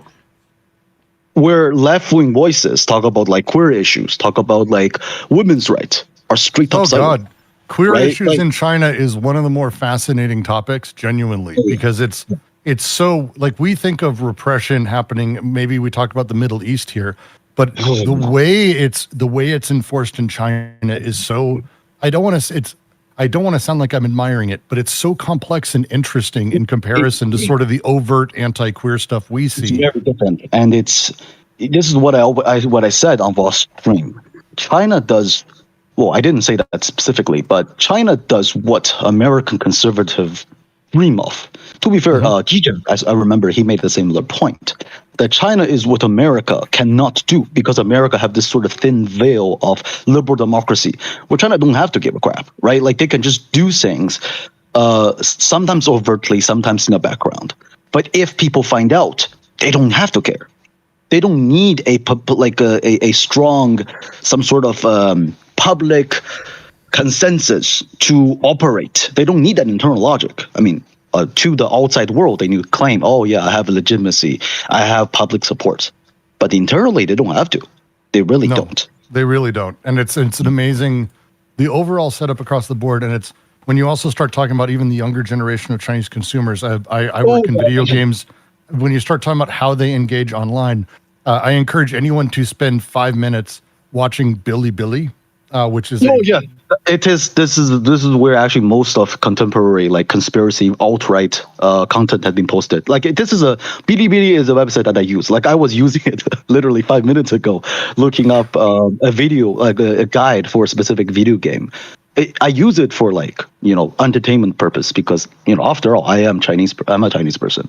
Of course. But like whenever like I was looking at specific actually Baldur's Gate, and then one of the recommendation was actually talking about Starfield, the new Bethesda game, and then the video was Nexus mod removed the pronoun option. Political correctness gone too far. Like this is what the algorithm push it to me. Like I don't look at this type of content, and it was the view was crazy. But okay. Regardless, I think we should go back to the Ethan Klein. Going back to the Ethan Klein thing, I think. Sorry, I think Sunday. but I think we've kind of hit on here is fundamentally, even if let's say for argument's sake, all of Hassan's deeply misconceived conceptions of China as an entity are correct. He doesn't know anything to follow. But let's pretend that he did. Let's say everything was right. China's a unified entity. It's occupied Taiwan for millennia before this all took place. Be that as it may, why the fuck would you want an organization like this when you already have LGBTQ rights, etc.? You have one of the most liberal Asian states. Why on earth would you want China to take over it then? Why on earth would the precedent of it having it once ruled in the past bear at all on your preference in this case? Unless you had some deep fetish for state rule of some kind. Like it's demented. Especially when you're talking to an American audience of leftists. Like that's weird to me. Hassan isn't really poaching off the same audience as people like Haas or Jackson Hinkle or whatnot. Him going in this direction just seems to me to be incredibly stupid on multiple fronts. Like he's the one who's talking to people like Ethan Klein. He's the one who has an in with more liberal platforms like the Young Turks. He actually has like celebrity status that a lot of people in here can only dream of. People like at Destiny scale can only dream of the celebrity status of someone like Hassan. I don't know what he's doing. Like it just seems dumb. Yeah, which is like that's what he's doing. He's dumb. He's money. Like as a audience, like I don't think tankies have that strong of a. It couldn't be tankies, right? They don't have money. They're just a bunch of young communists who don't know anything about what they're talking about. A couple of them have money. So, there are wealthy tankies, but yeah. Yeah, like Kayla Maupins and some of them, but they got the money from like Russia Today and sometimes academia. Chinese government, when they're talking about like paying tankies, they focus more about academia, like the Confucius Institute. They care more about like public figures, not like Kayla Maupins or some other like a Bay Area mill. I don't think they can even dream of getting any money from CPC. Maybe Russia. Yeah, but I don't think that's strong incentive for Hassan. Right? So I don't really know why is he doing this. I genuinely don't know. Whoever was, vocal about wanting to maintain certain rights in Hong Kong was probably thrown in a secret prison and never heard from again. I mean, certainly there was political dissidents are Oh my maybe, God. sure, kinda, I guess. There are really, really horrifying stories still going today. I feel like this is a yes or no question. Who here watches The Boys? Apparently, I have to love watch that this show. too. Brooks, have you watched The Boys? Of course, I've watched it. Hassan is Anything Garth Ennis does, I'm gonna be there. Hassan is the Deep, 100%. That's his character. That's who he is. He's even got the same jaw. You're suggesting that he have sexual intercourse with animals? I'm suggesting. I don't think we can. I'm not going to answer that question. I wouldn't go that far. I'm not going to answer that question. The Deep is a rapist. That's. I'm not sure about. No. Not sorry. Not okay. Not every element of his personality. When I say somebody, I mean looks that's the key thing of him. Okay, but when I say somebody is like Darth Vader, I don't mean that they have a son with magical space wizard powers. I mean that they're a really big bad guy who does big bad things. When I call him the Deep, I mean he's a bumbling himbo who's embarrassing himself on the news. Does that work? Right, whatever. Let's keep going. Definitely political dissidents are definitely. That was a hilarious comparison. You just completely ruined it, Brooks. I can't help it if it's not fanonical. Oh, God. like Taken out back. they're not killed or anything, but even then it's like completely They take a unacceptable. walk and Yeah. they go for a beer and they don't come back. You know what I'm saying? they're not good They're out on for that stuff. cigarettes. 100%. But well, anyway, I was just curious. I didn't mean to open a can of worms, but you say you think the people of Taiwan whatever they want, and it seems to me that the people of Taiwan want independence. So I'm right with you there, brother. Independence for Taiwan. I think one nation, two systems. One nation, two systems, Yeah. Which is the current. like Israel and Palestine. Oh my God! You don't want to go down that rabbit hole. Come on. I want him to. I really want him to go down that road. Do it. Do it. I just, now. I'm just fucking with you. Oh. This is where I'm just trying to- Hassan. It's so when he talk about one country, two system is 一国两制, and to be fair, it's more about Hong Kong. So what happened when during Deng Xiaoping's time with Margaret Thatcher? Well, I think to be fair, they are still talking about Hong Kong here, right? Have they moved to Taiwan I thought they moved back to Taiwan. Yeah. No. We talked about Hong Kong for a long time. They're still about to move to Taiwan. We haven't even gotten through half of this section yet. Yeah, they're about Taiwan. I'm sure they're talking about Taiwan right now because They might be talking about Israel. Are they talking about? Did I miss? Was I? I don't know. You guys. Yeah, because Hey, they're hang talking on. about Let's see. Let's see. Hang on. Let me pull up. They're talking about Hong Kong, talking about Israel, talking about Taiwan. I'm sure there's no difference. It's all the same when you get down to it. Right? Okay. I mean, there is a lot more similarities than people want to talk about. Because, I mean, let's not ask Ethan his... Oh, they are talking about Taiwan. Israel. Okay, yeah. They were just talking. Sorry, my brain isn't working apparently. They were just talking about Taiwan. All right. I'm just trying to get you. That part is like literally. I mean, that is a. I mean, that's a advocacy in the opposite direction, in my opinion, where Independence for Taiwan. You heard it here from Hassan. Because remember, like the overwhelming majority of people living in Taiwan are still Han Chinese. Mm-hmm. Therefore, despite the fact that it's a separate country, Holy shit, What? we're going there. I hate this. I hate when he make arguments based. Uh-oh, we're So in dumb. trouble. Danger, Will Robinson. Pull out, pull out. it's still like the same Just- people. Let me just be here real quick, just because it's worth taking a moment. Han Chinese as a thing is like super problematic to call people. Exactly. It's.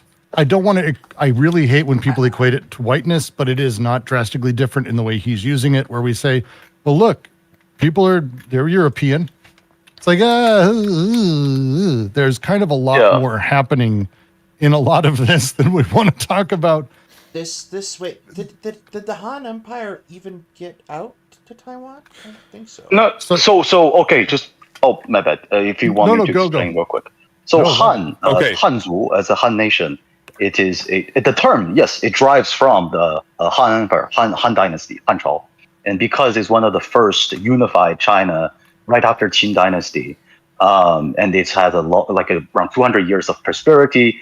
Many Chinese people today, and in ancient time, see that as a sort of like a signifier of the a type of national identity.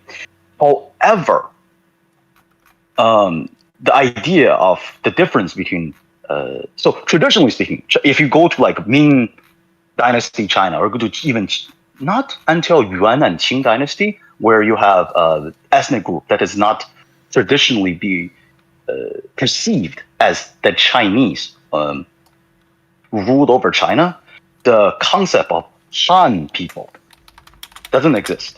It's more of a 华夷之辩, so the debate between the barbarian and the Chinese. The problem is the concept of Chinese is so tangled in English. It means so many different things. Well, it's almost in the domain. It's almost like talking about Indo-Aryan groups. Like you're not.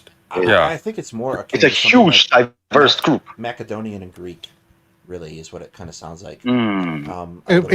I've always used the example. It's like saying American, but it's like how Ben Shapiro would say American. America, yeah. Like I say American is people who live within the state, but like people who are like, oh, I live in the area, Trumpers who go, well, look, they're not Americans, because that now means Okay. Like whatever it fucking is. And Well, oh, sorry, I didn't mean to cut you off, Brooks. Finish go the ahead. sentence, please. Well, what I was going to say is the fundamental point here, though, like leaving all of this aside, is that being part of a linguistic or a cultural group in common with, like leaving aside how that came to be the case, in common with another state, even if we take that as unproblematic, that is not in itself a by way of justifying the militaristic annexation, even the non-militaristic annexation of that community. That doesn't make any sense. Do you know, the funny thing is, do you know there's another country that currently exists, have its own independent government, that is also majority Han Chinese?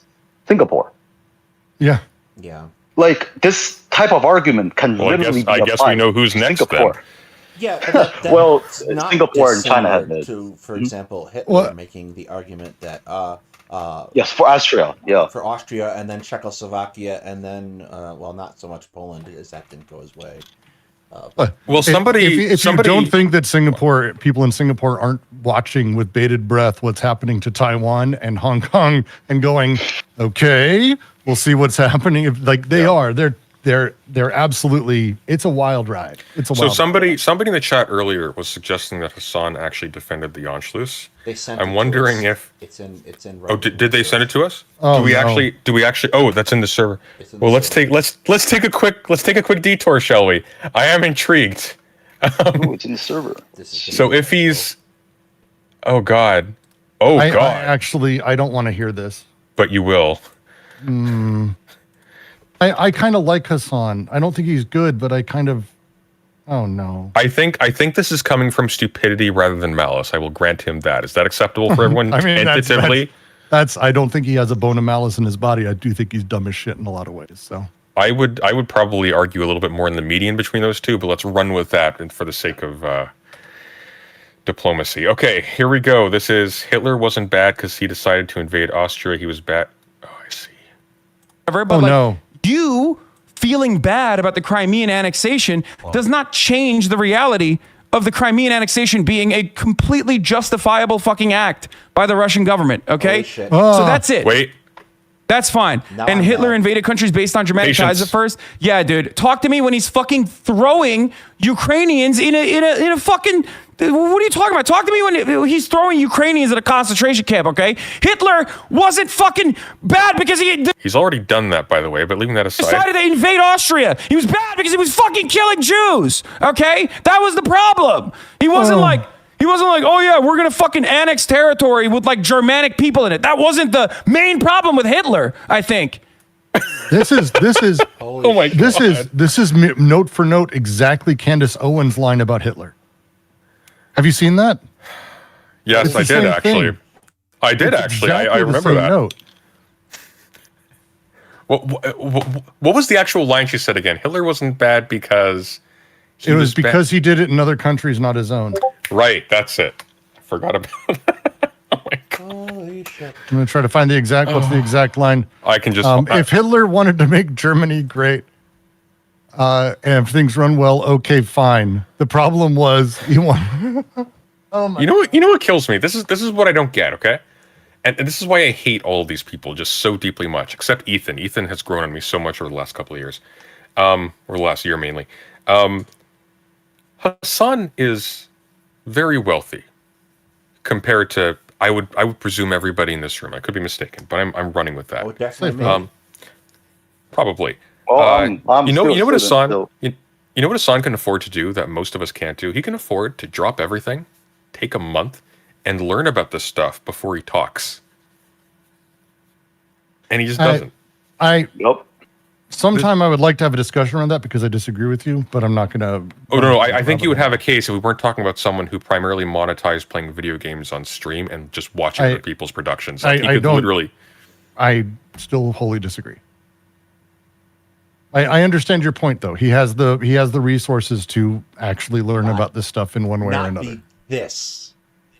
But do we disagree then? I think we agree then. That's basically my point. What's frustrating to me is like people in this position do this, okay? And people like Daedalus have to work in addition to everything else. People like me, until very recently, have to work in actually, I still do technically have to work in addition to doing this. If somebody who only does this for a living, and they are wealthy, and they spend most of their time streaming, not doing particularly onerous stuff from a work level, I don't think they have any excuse for this. You know, that's just me. I watched a Hassan stream a couple times. Yeah. The majority of his shit is not politics. It's him watching videos and doing reaction streams. It's normal Twitch garbage content. The minor amount that's politics ends up being the thing he gets known for, and it's what sort of drives that. But the reality of the system that has produced Hassan the way he is, and Ethan the way he is, and us the way we are, and where we're at, is different incentive structures in entirety. Except if Hassan was the type who would take time to take a break and learn, he would not be successful. Okay, here's the catch though. Hassan is distinct from a lot of these people in that he didn't get his start doing content the way we do, not even the way Destiny does. Hassan got his start with the Young Turks through nepotism. So I don't think he in particular gets off on that one, you know? Because he started off being known for political content. The transition to doing the fun stuff was later. That's what he was really successful for. But what gave him his foot into the door was that. Otherwise, he'd be contending in the same way Hawes and Jackson Hinkle are. As an you know, aside, like being Chank's nephew is a major distinguishing feature here. Yeah. As an aside, Brooks, we took a poll in my chat. 100% of respondents love you, so you're good. Yeah, that's why you guys are cute. I have to pull my punches, otherwise there will be an insurrection here.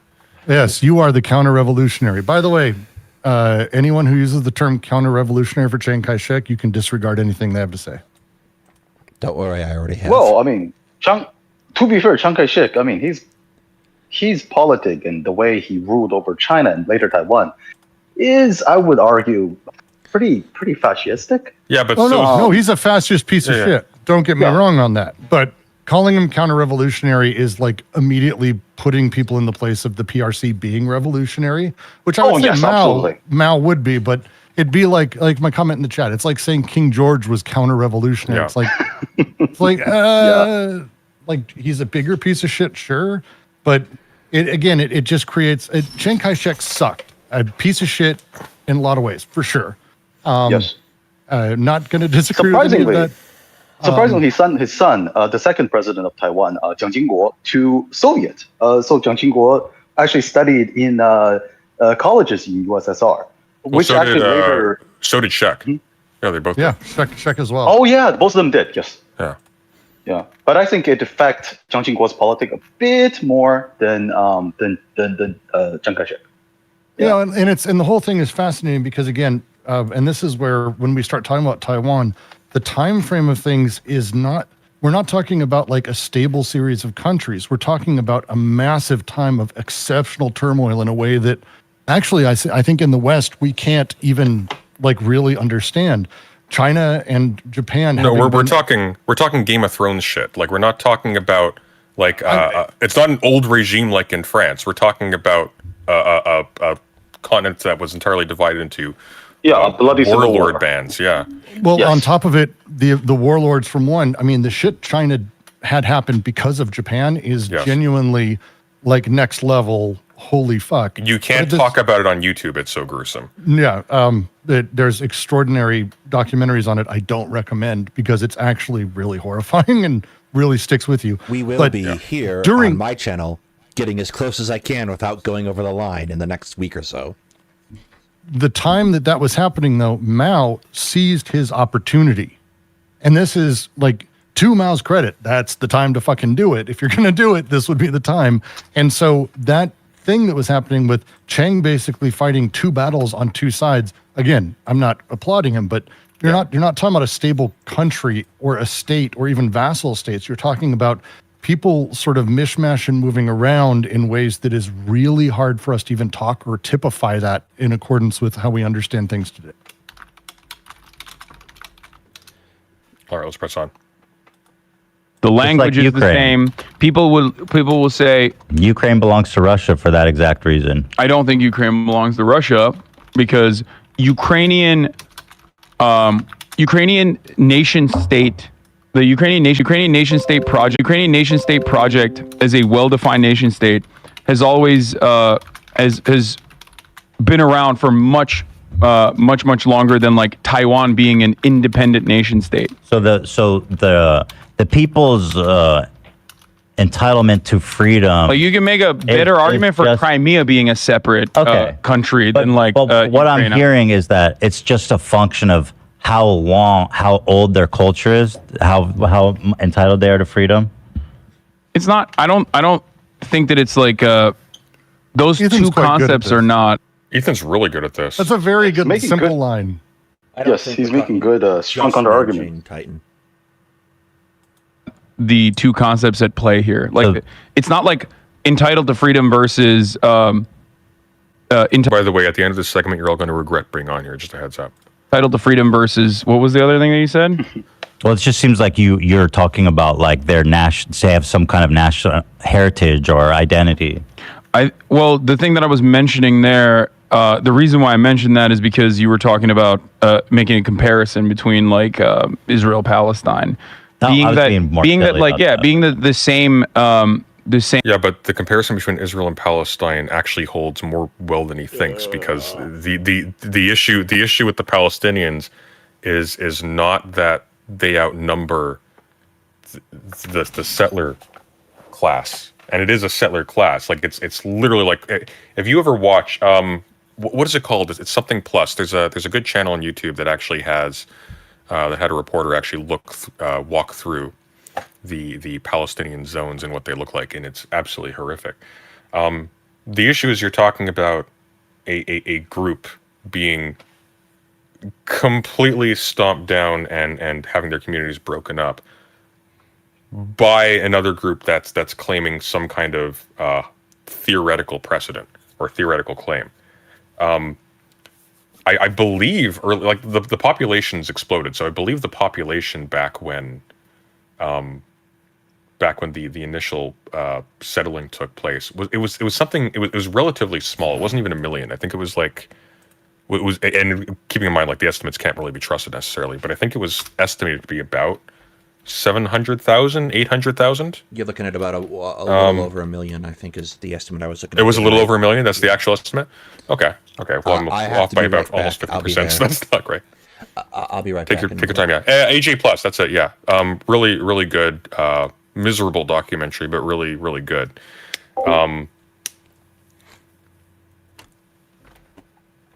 Yeah, it just doesn't matter, especially when like the disparity is arguably produced. Well, and again, cultural meaning and what that means in this context.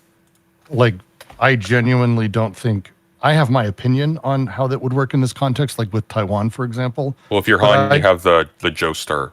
I think there's birthmark on your back. I think there's a huge difficulty in anyone saying what the cultural heritage is of anything, especially in the world over the last 50 years. The idea that you are a thing is wild to me. Also, interesting admission that the PRC definitionally on that judgment cannot be revolutionary, because it's relying upon an intellectual heritage, which is the exact opposite of being revolutionary. Well, I mean, not just that. Go ahead, please. Oh, nothing. It's just the way Chinese government claim its own legitimacy over, for example, East Turkestan, or they'll call it Xinjiang. Like, for example, the name Xinjiang was literally coined by a Qing dynasty emperor after they took over the land, because originally it was the Zungar Kante, Zungar Hanguo. They had a war between the Qing Empire during Kangxi Emperor's time. And they basically kind of slaughtered about like 80% of the original habitat. That doesn't include Uyghurs. There was another group of people. I forgot what group of people they were, but they sort of integrated into the Uyghur population we see today. Or Tibet, that was ruled over during, again, Qing dynasty. But it was more of a sort of a self-rule. There is not much sort of political tie from the Qing government to Tibet, as well as Mongolia. But the way Chinese government, yes, I mean, the reason why Mongolia today is a separate country, mostly because of USSR. However, like the PRC today, the way they claim its own legitimacy over these territories is because they say, I am the China, as in, I have this long line of dynasty that had been ruling these places. And I am the legitimate sort of not offspring, but how to put this? It's like the person you point your will to, right? The Chinese government today claims it is China, thus I have legitimacy over this land, because previously a group of people ruled over this land that call themselves China have conquered this land. That is basically the Chinese argument over majority of its territory. Like when it's talking about Taiwan, it's the same argument. It is that historically this has been a place that a government that would be perceived as China during that time ruled over that place. So me, the modern China, should rule over this piece of land. And yeah, the same deal with Taiwan or Hong Kong, Tibet, Xinjiang or East Turkestan, or rest of the place that incorporated into the concept of China for the past 200, 300 years. And yeah, this is where I find it very interesting, because if you are like when Mao sort of liberated Tibet or liberated Xinjiang, so basically when Qing Empire fell apart, the Republic of China lost a lot of its control over these region, because previously Qing Empire didn't actually have a strong grasp over this region anyway. So they had a lot of their own independent movement. For example, like especially in Tibet, there was a really strong communist presence in Tibet. And when Mao liberated the region, the reason why the justification was given because well, to be fair, there was a previously the history for Tibet and the Mao era's China is really complicated, but essentially Mao promised the Dalai Lama as well as some of the other factions within the Tibetan Buddhism self-rule rights. I forgot the term. What is the term in English? The rights of self-rule in a region, self-autonomy, right? However, he later sort of revoked that, and he basically is worried that specifically Dalai Lama would challenge his rule in Tibet. So that's why there was a civil war that happened there. Well, the People's Liberation Army crushed the Tibetan army really quickly because one side have significant more firepower than the other side. A similar thing happened in Xinjiang. Daedalus, you back with us? I will take your silence for a no.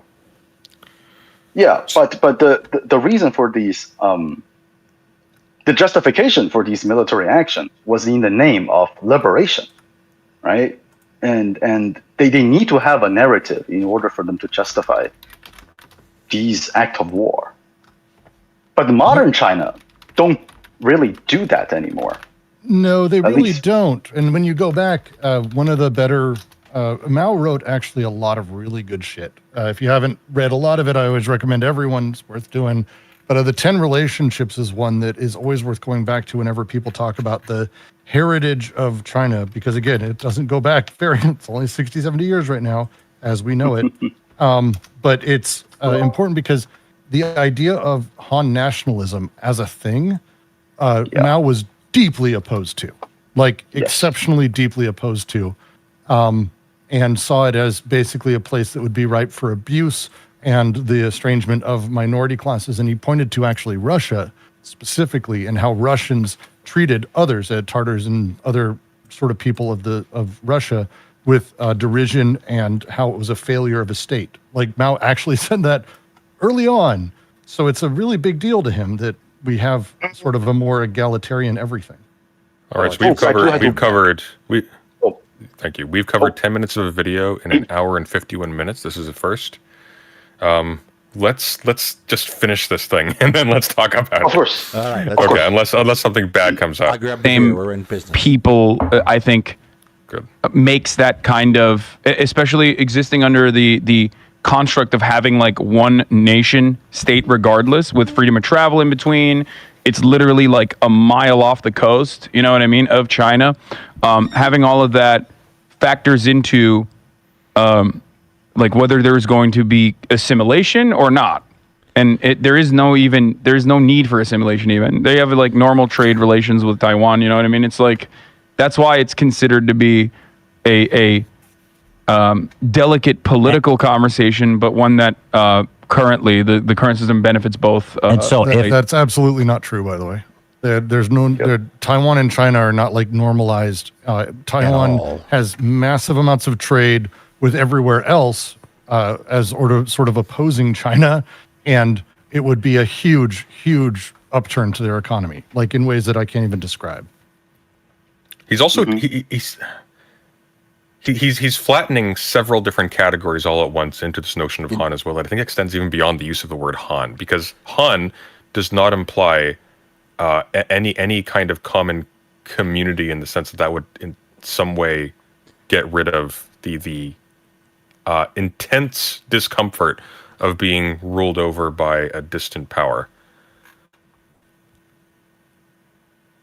Well, to be fair, the modern Chinese government like to have a narrative that is similar to how Israel sort of prompt Zionism, in a way that, because again, the idea, most Westerners are not familiar with the different concept that Chinese people themselves would refer to, like how complicated the concept Han nation is, or even the concept of Chinese. But Chinese government really like to propose itself as sort of this united block of culture identity that they would claim this concept of 中华民族 as in the Chinese nation. And what that means is basically the Han nation, like ethnic minorities culture are not included in this type of stuff when they are trying to propose this national identity. It is an empire that try to attempt this sort of narratively attempting the building of a nation state. In my own opinion, I think that's kind of what China is trying to do right now. And in a way, this is the very funny part about why Hassan constantly talk about like Han Chinese in Taiwan, because Han people in Taiwan who use Mandarin and then they use Chinese, their culture and the way they live their life is not the same as contemporary Chinese people. Someone in the chat just sent an interesting poll. So from December 1992 up to December 2007, actually a very large majority up until about 1997, then a slim majority up until about 2007, identified themselves, according to multiple polling agencies, as being both Chinese and Taiwanese, not Chinese and Taiwanese. From December 2005 up, actually from 2008 up, you have it being 50% and then rising in the opposite directions till 2020. As of April 2022, we have 80% identifying as Taiwanese, 10% identifying as both, 5% identifying as Chinese. That's a radical difference. The older generation tend to have a stronger connection with the Chinese identity because often they are either like, for example, they can be the migrants that came to Taiwan with Chiang Kai-shek, or they are the like second generation from this group. Like, for example, I remember clearly when I was in college, there was a guest that came to my college to give a speech, and he is Taiwanese. He's the college he's from. I'm not going to disclose because I'm not going to try to dox myself. But he's a younger generation Chinese person. Taiwanese person. He's like in his late 20s. And one of my college Chinese professor, she is a Taiwanese person. She's around like 50. Yeah. And the conversation, the lecture was actually about colonization in Taiwan. And in the end of the lecture, they actually had a very interesting topic, conversation about how does the Chinese identity play into the national identity of Taiwanese. Like the older professor would say, well, I identify as Taiwanese, but I also identify as Chinese and I'm proud of my culture. And the younger lecturer was like, oh, yeah, no, it's fine for you to feel that way. But for us, a younger generation that has basically lived throughout our years in Taiwan, live through this fear of a greater authoritarian power that will take over one day, drive us away from this Chinese identity, because none of them want to identify as Chinese anymore. If when they think about China, all they can think about is authoritarian control, act of war, and sort of the end of their life that they know of. Right? It's the same thing with Hong Kong. The younger generation tend to have a more alienated relationship with their Chinese identity. It's for the same reason, because to them, most of their life's problems are caused by the PRC and the CPC. So how can they have a close identity related to their Chineseness? They can't, because to them it's a threat. Well, and you run into the other side, which is the other thing that's different is the parents of these kids, the older generation, they were raised by people who they were Chinese. They saw Taiwan as the seat of Chinese power, that this silly revolution will end soon and we'll take back and will become the seat of the country. And so Chiang Kai-shek really liked to push that. Yeah, it was huge for years and years and years. And then basically you have people starting to be born in the 80s and 90s who they're a generation removed from that. Now they're even more removed. So it's a completely different world. Like Chiang Kai-shek, I remember I read a book, a bibliography specifically written from a Taiwanese perspective. When he was younger, he's like in his 40s. When he was younger, his earliest memory of saving money was related to Chiang Kai-shek's propaganda on like, oh, we need to save money because one day we're gonna buy a plane from America and go back to reconquer the mainland. 反攻大陆. That's always in the back of the head of Chiang Kai-shek because he still wants to win this civil war. Even though he know he can't, but he always wanted to do that. That's why he wanted to fight over the legitimacy of China, and that's why Taiwan was still the China in like United Nations until in the 50s, right? So this was a kind of interesting dynamic between generations. And the other, just to mention, when you actually go to these countries and you see kind of how they handle these figureheads. Chiang Kai-shek's memorial and everything it's genuinely one of the more impressive, gigantic places I've seen. It's very clear, like I don't want to say like deity level, but Jesus Christ, the reverence for Chiang Kai-shek in Taiwan is amazing. And it's the thing that very much, there's a pall of that over every discussion we may have, because them being Chinese, when someone in Taiwan says, no, I identify as Chinese, they don't identify as that Chinese. Like it's different. It's a completely different existence in a way that's really hard to sort of encapsulate. All right, let's press on. China takes military action against Taiwan, as some people speculate may happen. Yeah, I mean, that would be not be good. I don't think that would be good. I think that would be really, really War is bad, okay. Terrifying. It would be disruptive for the entire global economy as well. Oh no, the economy. Yeah. Well, right, but I'm just mean like from whose army are you joining? Front line are you fighting? I'm fucking moving to Taiwan. I'm moving to an undisclosed location. I'm moving to an undisclosed location. I'm on the front. I'm gonna be on a fucking ship. Whoever has the best computer chips, I'm fighting for. Okay. I'm a chip boy myself. If it wasn't for America, China would have some pretty solid chip technology, but America's like regularly trying to stop that process. Like they went to the Netherlands to be like, you can't sell China your chip technology, which is fucking insane if you ask me. It's incredible. Biden's administration destroyed the current Chinese government have been trying to build up their chip manufacturing technology for a pretty long time now, and during the Biden administration, they kind of destroyed China's plan, which is really funny because like the Biden administration doesn't talk about it, as well as I don't hear any American like mainstream media have any round covering that news. But in China, it's a huge deal. It was a huge deal. There were even like show and movies, specifically like propaganda movie, specifically made about this topic. But yeah, I just didn't hurt anyone at least in my because no one here has a clue about how any trade deal actually works, or when we say things like, yeah, no, all the skilled labor was required to leave China at the same day. Everyone's like, so what? And you're like, you don't understand how this shit works, my friend. Like there was entire companies that were basically neutered in a day. Yeah. Fortunately, It was wild. For Biden, the Republicans don't know how to read, so they haven't noticed yet. This is as of this August. Apparently, this is very recent. Yes, very, very recent. This was the last couple months. And I don't know why Biden, like if I'm Biden, I'm gonna run on this. Like literally, I will tell my Republican opponents, like, look at me, I win the trade war. Like I literally hurt America. What did Trump do during the trade war? Nothing. They didn't hurt China. I don't know. They're gonna start going on about how actually China's anti-LGBT laws are based.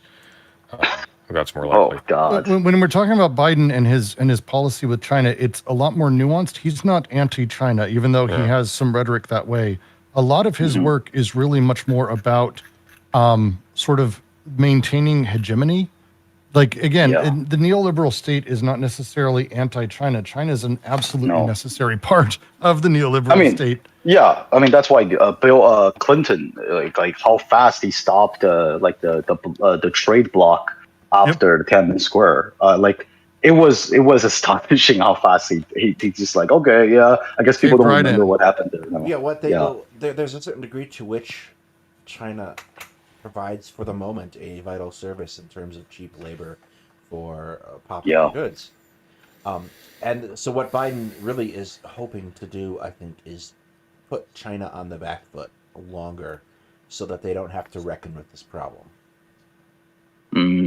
Like I mean I would generally agree with you. It's much less about the Republicans are like go to war with everyone because they don't have a nuance, but Biden's is much more the hey, no, we're gonna fuck with you, you fuck with us, and that's kind of because it was done in retaliation for a few things. China does shit back, and so there's this kind of tit for tat thing that's been happening as we play the game, and that's I think the thing that the Republicans don't do. What the objective is, setup. so I think in Biden's case, and anyone who's not losing their mind, the American defense establishment, is to disincentivize China to change the status quo.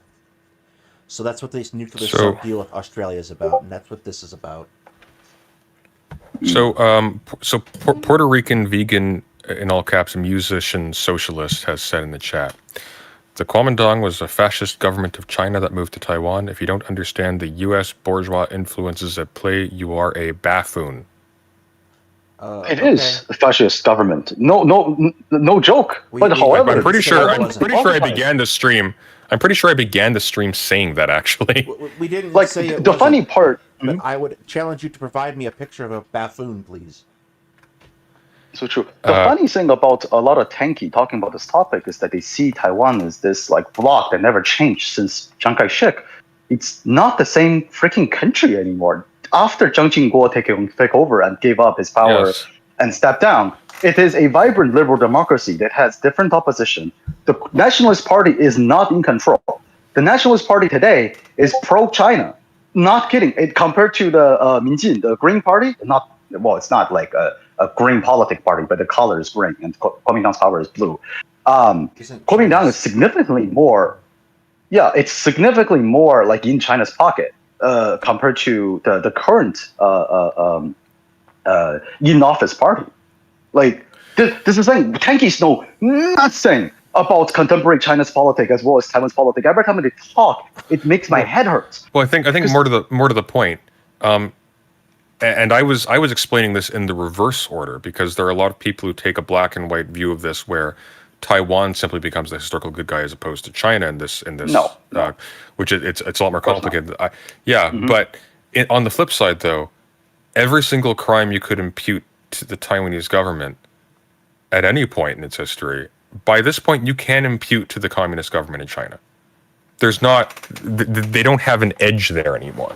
So if you're trying to appeal to the historical crimes of the relative powers, like, I'm sorry, that's... I'm not sure ever you could make an argument that one did more better than the other. Like, Mao did some shit. Now, you could say, in terms of how they treat each other, that the Kuomintang struck first, because they did. That's fair. Yeah. But that doesn't get you to the point where I think it's good for the PROC to rule Taiwan as the consequence of a bloody annexation, which is what it would take. All right, let's finish this. We have 15 minutes to go, which, according to the pace we've been proceeding at, will take up the rest 3 of hours. Tomorrow afternoon. Let's go. It's an incredibly important nuanced discussion. It is. That's the whole point. I know. The joke is I had designs to watch something else after this as well, which is probably not going to happen. That's okay. We know what we're doing tomorrow. Go on Bosch later. Yeah. Yeah. You're going into Vosh later. Yes. You know what? around 6 Actually, p.m. you can do me a definite service then, Dino Man, because I want to raid into Vosh later, but I don't have perms. You should go bully Vosh when you go talk to him to give me perms. Oh yeah, I'll just tell him. Oh, Sunday is my friend, and I think Bless you should you. let Sunday on. Sure, hey, come on. You are welcome back please. anytime. All right. Oh, thank you. Please. Let's finish this bad boy. The takes in chat, how many people are like, just the polarization of this topic. It's fucking insane. Well, of course there's going to be polarization on the topic because the American media has been gearing people to be across the board like vicious no matter what to any foreign adversary, China being the main foreign adversary now. Whereas So in China, people they are going to really be encourage people to have nuanced discussions about Taiwan. True. Very much so. The most common Chinese nationalist term they would describe Taiwan or their resolution would be keep the island, not the people, which means genocide the entirety of the population of Taiwan. That is something a lot of Chinese nationalists have claimed to say.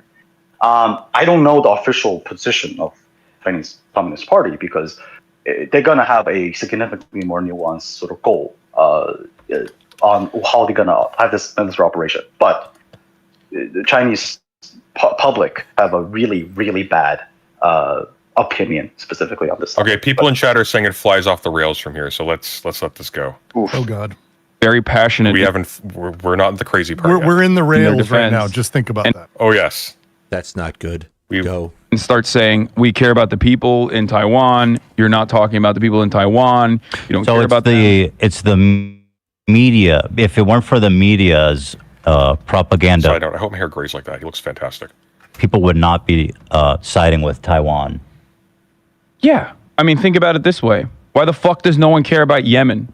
You know what I mean? Why? Because Saudi Arabia is the one, our ally, Saudi Arabia, is the one doing the genocide in Yemen. And you never see people get this passionate about I think- Yemen. You I don't see think people get this Taiwan passionate is about... more- Do you mean passionate, not dispassionate? You absolutely do. I do. I'm really upset about Yemen. The generally. United States allyship with Saudi Arabia is one of its greatest embarrassments. It's been It's like 3 constantly brought up. years. I've been really, really angry about it.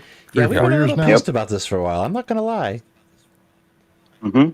Oh, well, it's actually almost a meme. It's like the de facto point that people bring up when people talk about the United States as like some kind of benevolent global policeman. It's like, well, hang on a sec. You're allies with a brutal theocratic regime. Yeah, I've been yeah. pretty pissed about Saudi Arabia for 22 years now. Yeah. Anyways. Syria. I think Taiwan has more relevance to the United States, like in terms of economical, and social. Yeah, that was developed. Well, that's only natural that people would care more about something that affects them more. Oh, this is interesting. So Bluestone says Vosh looked up Hassan's videos to see if Yemen comes up once, and apparently there's nothing. That's funny. Oof. I don't think Yemen. And I'm not saying. Or although, let's give him the benefit of the doubt. Maybe it's like a Hakeem thing where he did have videos, for example, denying the Holodomor, but he hid them all. Right or wrong, I just don't think Yemen affects. But it's still people. There's still people that are being mercilessly slaughtered, whereas no one is being slaughtered in Taiwan in a similar capacity, and yet no, because they haven't been invaded yet. There are way more passionate because not saying it's like right or you said, wrong. I mean, it is designed to have this kind of. And you think that if the only reason people care about Ukraine is because of the media? Absolutely, 100%. Nobody would care. Of course. Did anybody care about Georgia? Yeah. Yes. Yes. That's yes. a great Probably. question. I don't know. No one. So when Georgia went down in 2008, I was an Army officer cadet. My job became that weekend to put together the intelligence briefing on Georgia. So don't tell me nobody cared about Georgia. It happened too quickly to be long term. Like basically, by the time I finished, it wasn't writing a the year, report, 2 years thing. By the time I finished writing the report, it was over. And Yemen, we don't talk. You want to know why I think we don't talk about Yemen? It's because it's proof positive that our military budget is lies. Because these poor farmers are absolutely decimating everyone who comes at them. There's some incredible stories of like these over expensive, ridiculous fucking like ATVs or armored personnel carriers, and the soldiers inside being kind of moderately not able to handle it, and the Yemenis just fucking destroying them. Like, it's the fact the Yemenis have held off so long against overwhelming military supremacy is, I think, the reason we don't talk about that. Do you suppose, does Hassan like know about Georgia at all? Like, is this a thing that he's ever talked about? Because like, look, this is he's one of the visited the principal state 3 or 4 times. He likes peaches, and that's just the way it's going to be. Okay, but like this is like a recent thing. This is the last 20 years, and there was mass ethnic cleansing in Georgia by the same regime that is invading Ukraine. That's also committing mass ethnic cleansing in Ukraine. Right now, yeah. You mean anti-fascist action, Daedalus? Yes, I apologize. Okay. I wonder if you were to ask him if enough Alexa, time you was can spent, stand down. Daedalus is back in line. Sorry, continue. We should ask Hassan if anyone cared about the Armenians. Oh, don't do that. Don't do that. That could be tricky. That could be tricky. If Ethan had asked that would have been so good. Missed opportunity. Give a shit about Georgia. That's crazy. Hold on. Yeah, that Margaret Well, Taylor I mean, Greene. what about in Europe? They seem to care about Ukraine a lot. It's the similar principle. Media is still media everywhere around the world. I mean, if he wants to say literally people wouldn't have heard about it without the media, trivially, I guess, but I don't think that's the point he's making. I think he's saying it's the product of propaganda that people are sympathetic to Ukraine. I mean, it plays a very significant role in people's lives. Hold on. Ukraine borders Europe, and I mean, I'm not saying it's right or wrong, but Georgia is not really in such a geographically, strategically important location as Ukraine. Okay. Well, I'm just explaining why people might care more about Ukraine than Georgia. And I'm not saying it's right or wrong. I'm just saying Still why. people.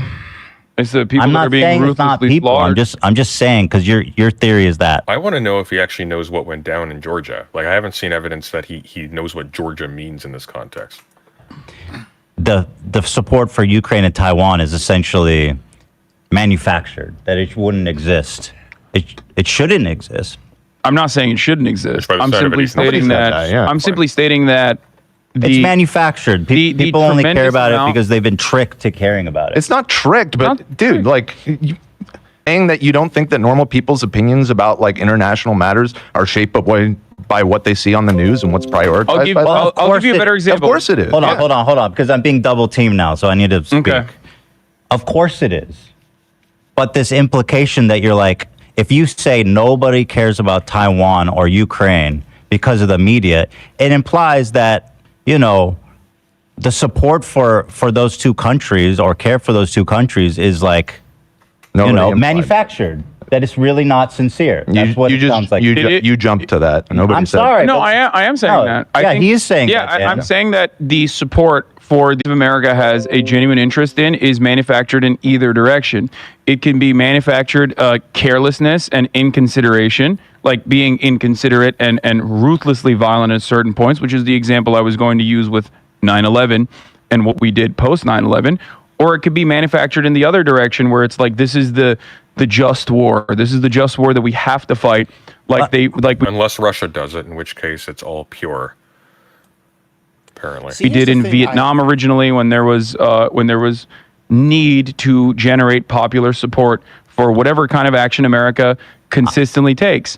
Now, I'm not denying that propaganda exists. Yeah, but I am saying that like the comparison of Ukraine to Georgia it's not apples to oranges. That's all I'm saying. It's not. What what do you mean by this? That Ukraine borders like mainland Russia or Europe. Okay. Europe cares a lot about it. Okay. I would say that it's probably more. I would say that in Europe, there's probably more of a not. I'm throwing stones in a glass house because I have a very rudimentary understanding of all of this, but I feel like at this point in the conversation, both Ethan and Hassan are out of their depth. Like it feels 100%. like it feels like Ethan is kind of fishing for comments that give him a pointer, but Ethan's closer to the mark, but not really on it. Ukraine is Europe. well, it's not. It's not bordering mainland Europe. It is Europe. It's the largest country in Europe. I think conceiving of Russia and Europe as political entities, I think that's sort of where he's going with it. But the other thing is, like, again, Hassan's got points here. It's not worth invalidating all of his points because he's saying some dumb shit. Like, the reality is, the reason Americans care about this is because the media cared about this. And I would argue a lot of that is due to social media caring about it, to be perfectly frank. So, like, there is real reason that, like, my dad or random people on the street know more about Ukraine than other places. Yeah. It's because there's a general, push for the media for that. But again, my question would then be, cool, that's great. I agree. We should have more discourse around everything. So but to go back, that doesn't invalidate my opinion on Ukraine or Taiwan. Like, there's this sort of thing that's baked into what Hassan's arguing that, yeah, well, people think that because it's fed to them. And it's a little bit of that, like, yeah, but that doesn't mean it's wrong. Just because something's fed doesn't mean it's wrong on its face. It's a very sort of inbuilt argument. Like, this is an argument that doesn't really point to anything. By the way, very quickly. So I see Puerto Rico, our friend Puerto Rican vegan musician socialist again, saying Hassan has literally said Russia's the aggressor and is bloodthirsty. He was defending the initial invasion of Crimea, like defending it on essentially the grounds that would have justified the Anschluss. Actually, not essentially. He's explicit about that. He is. Yeah, we looked at that earlier. So we just watched it. Yeah, you haven't been following, unfortunately. He may have been. I'm sure he's been pressured. I'm sure he's been pressured into that position now. I did make a shitty comment about the Armenians because it's an old thing that I think it was the first time Cenk ever really pissed me off, and that's his uncle. Was a little bit of that sort of denial about the whole thing. I have friends who like marched in the parades in LA, so I kind of hit me in a specific place. But yeah, they may be calling me out. I'm not sure. It's entirely possible. I was making more of a joke than here. I'm curious. So here's apparently a clip from. Oh, he's calling you Piker. specifically. Apparently, a liar. you are now a liar. Yeah, it's not me. So he's making a point. Oh, that's cool. I'm not even a real president. So this is a clip apparently on Twitch about Hassan's take on the Armenian genocide. This was clipped 5 years ago, apparently. So I am curious. Maybe he's changed his position since then. It has been 5 years, but we'll see what this says. God, he looks so out of it. The Armenian genocide happened. Holy shit. Good? Good. Yeah. Good for him. Swell. Now go play the other clip where he says... But... Go replay the other one. Okay, hang on one sec. Let's see. Hassan Anschluss.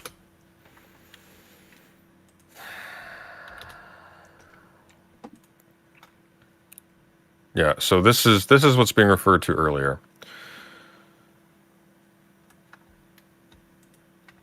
You feeling bad about the Crimean annexation does not change the reality of the Crimean annexation being a completely justifiable fucking act by the Russian government. Okay.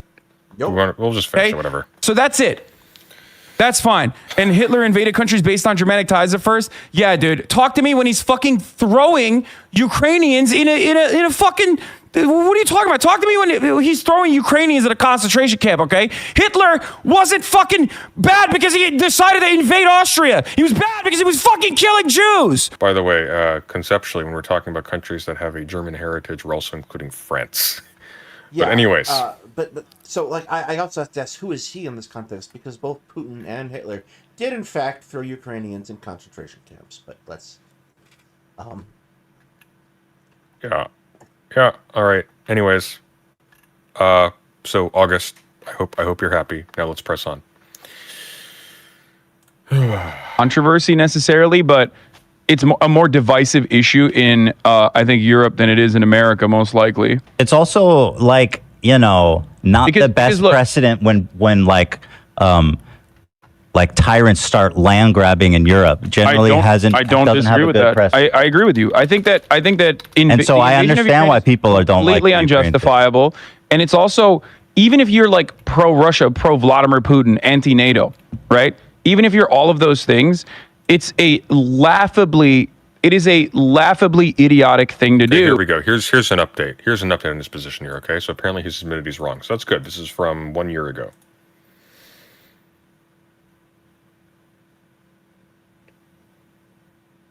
Is it mute?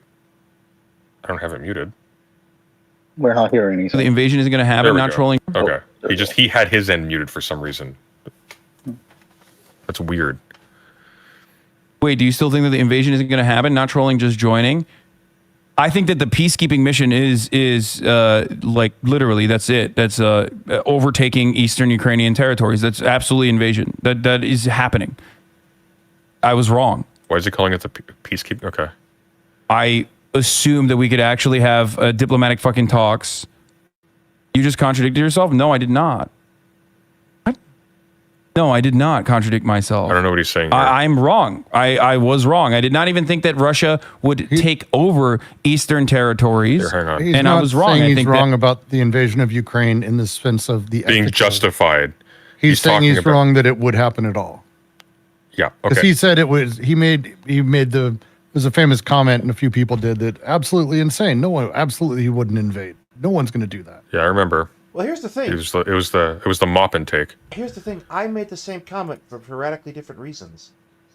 Like I looked at it and like Russia can't win this war, so they're not going to fight it. And apparently, no one told the Russians because they went off and started fighting the war. Well, I mean, literally nobody told the Russians. They didn't even know they were invading until they got sent in. Yes.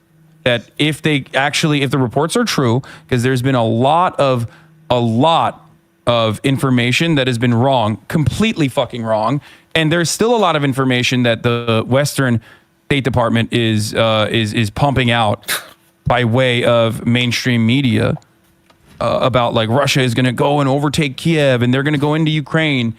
But yes, this is which they did try to do earlier today. Vladimir Putin said that a couple days ago, the lower parliament in Russia voted to recognize eastern Ukrainian territories that have some, not majority, but some Russian people living in it, okay, to be independent.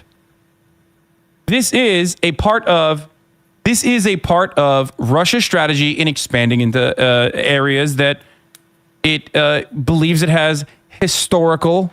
It believes that has historical fucking territorial claims to. Okay? They claim there's Russians there. This is an independent area. We voted. We decided that this is an independent region. We recognize this as an independent region. And then they say there are Russian people there. We need to defend those Russian people. And then they will fucking push troops there to do peacekeeping missions. And it's basically just an annexation. Okay?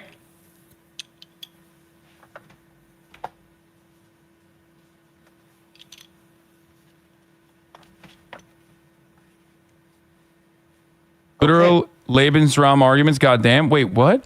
But I'm not. How do people watch? This is unwatchable. I'm sorry. Saying that's appropriate. Okay, everyone be quiet. There's like less than 2 minutes. For the record, watch XQC. I'm not agreeing with that. No, so I don't know why people don't understand where I'm coming from. I disagree with that. I disagree with a Russian invasion of Ukrainian territories. I do not agree with a Russian invasion of Ukrainian territories. I've said this time and time again. Crimea is different, but eastern Ukrainian territories where Russians live is entirely separate from. Why is Crimea different? How is Crimea different? It's a Ukrainian territory.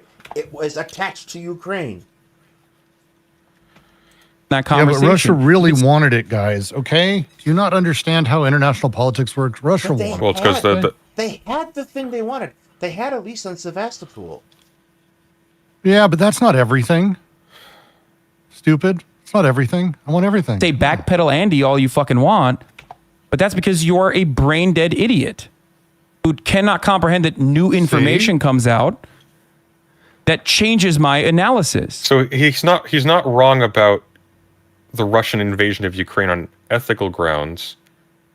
He's actually putting a wall up around his defense of Russia's annexation of Ukrainian territory, in order to whitewash it.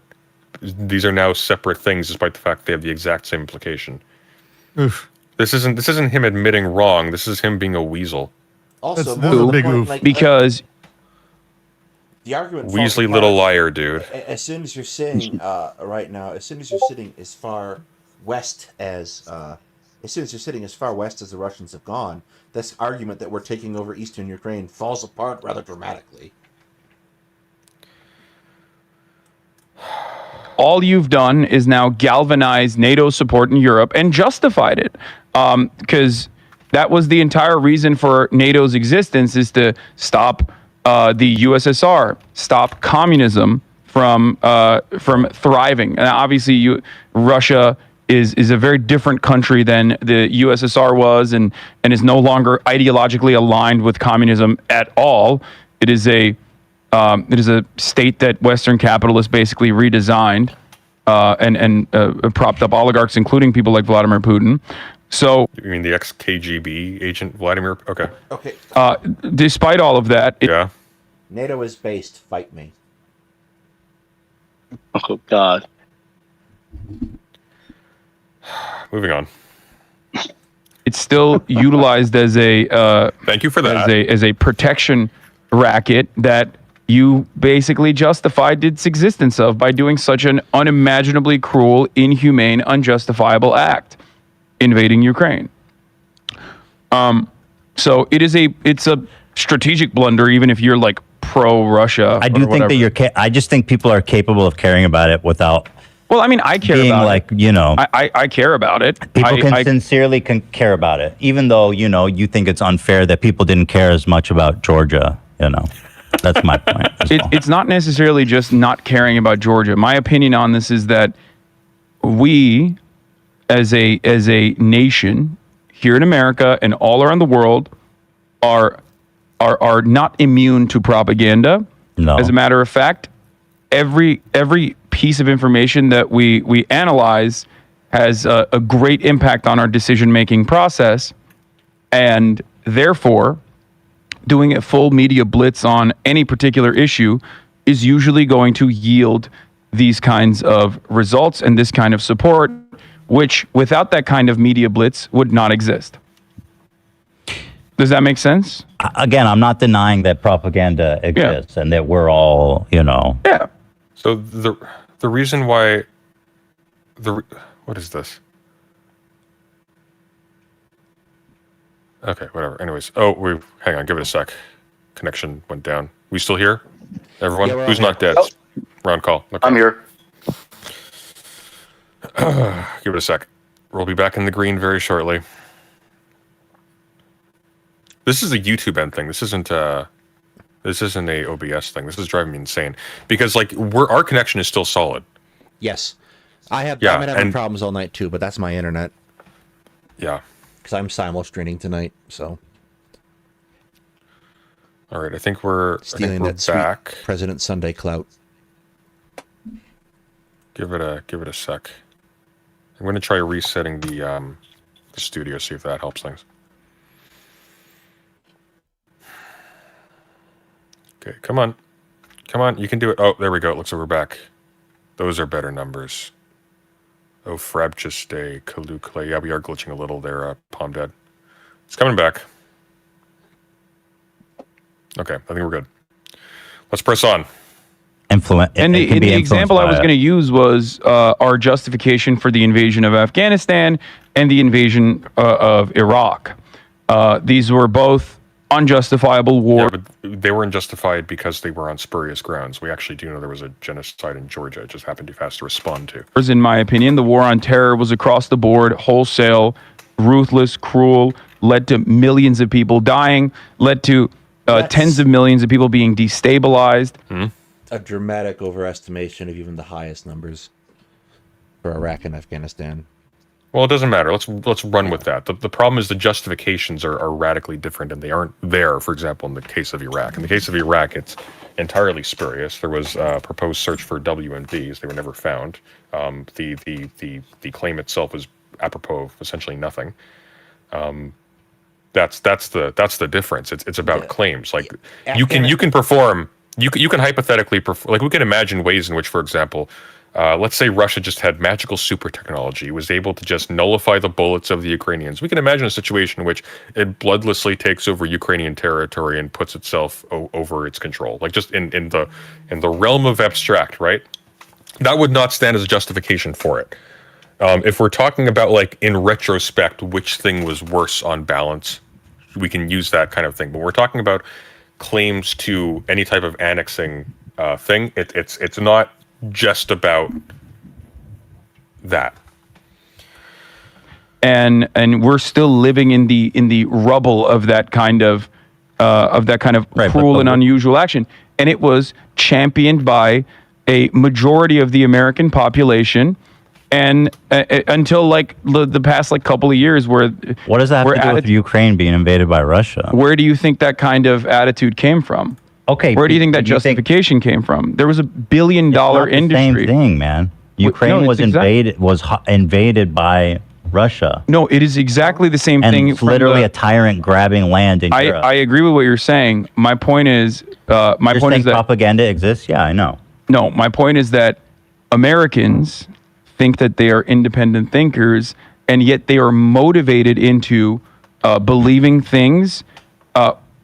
No matter what it is, it can be a just cause. I agree that it can be a just cause in the situation where you're supporting Ukraine and Ukrainian independence, which is an independent nation state. You know what I mean? It's been an independent nation state in the aftermath of the dissolution of the USSR. It's been an independent nation state. You can't just like turn around and be like, all right, it's mine now, right? I agree with that. And that it can be seen as a just war, an understandable war. It's not even a war that the Ukrainian people wanted, right?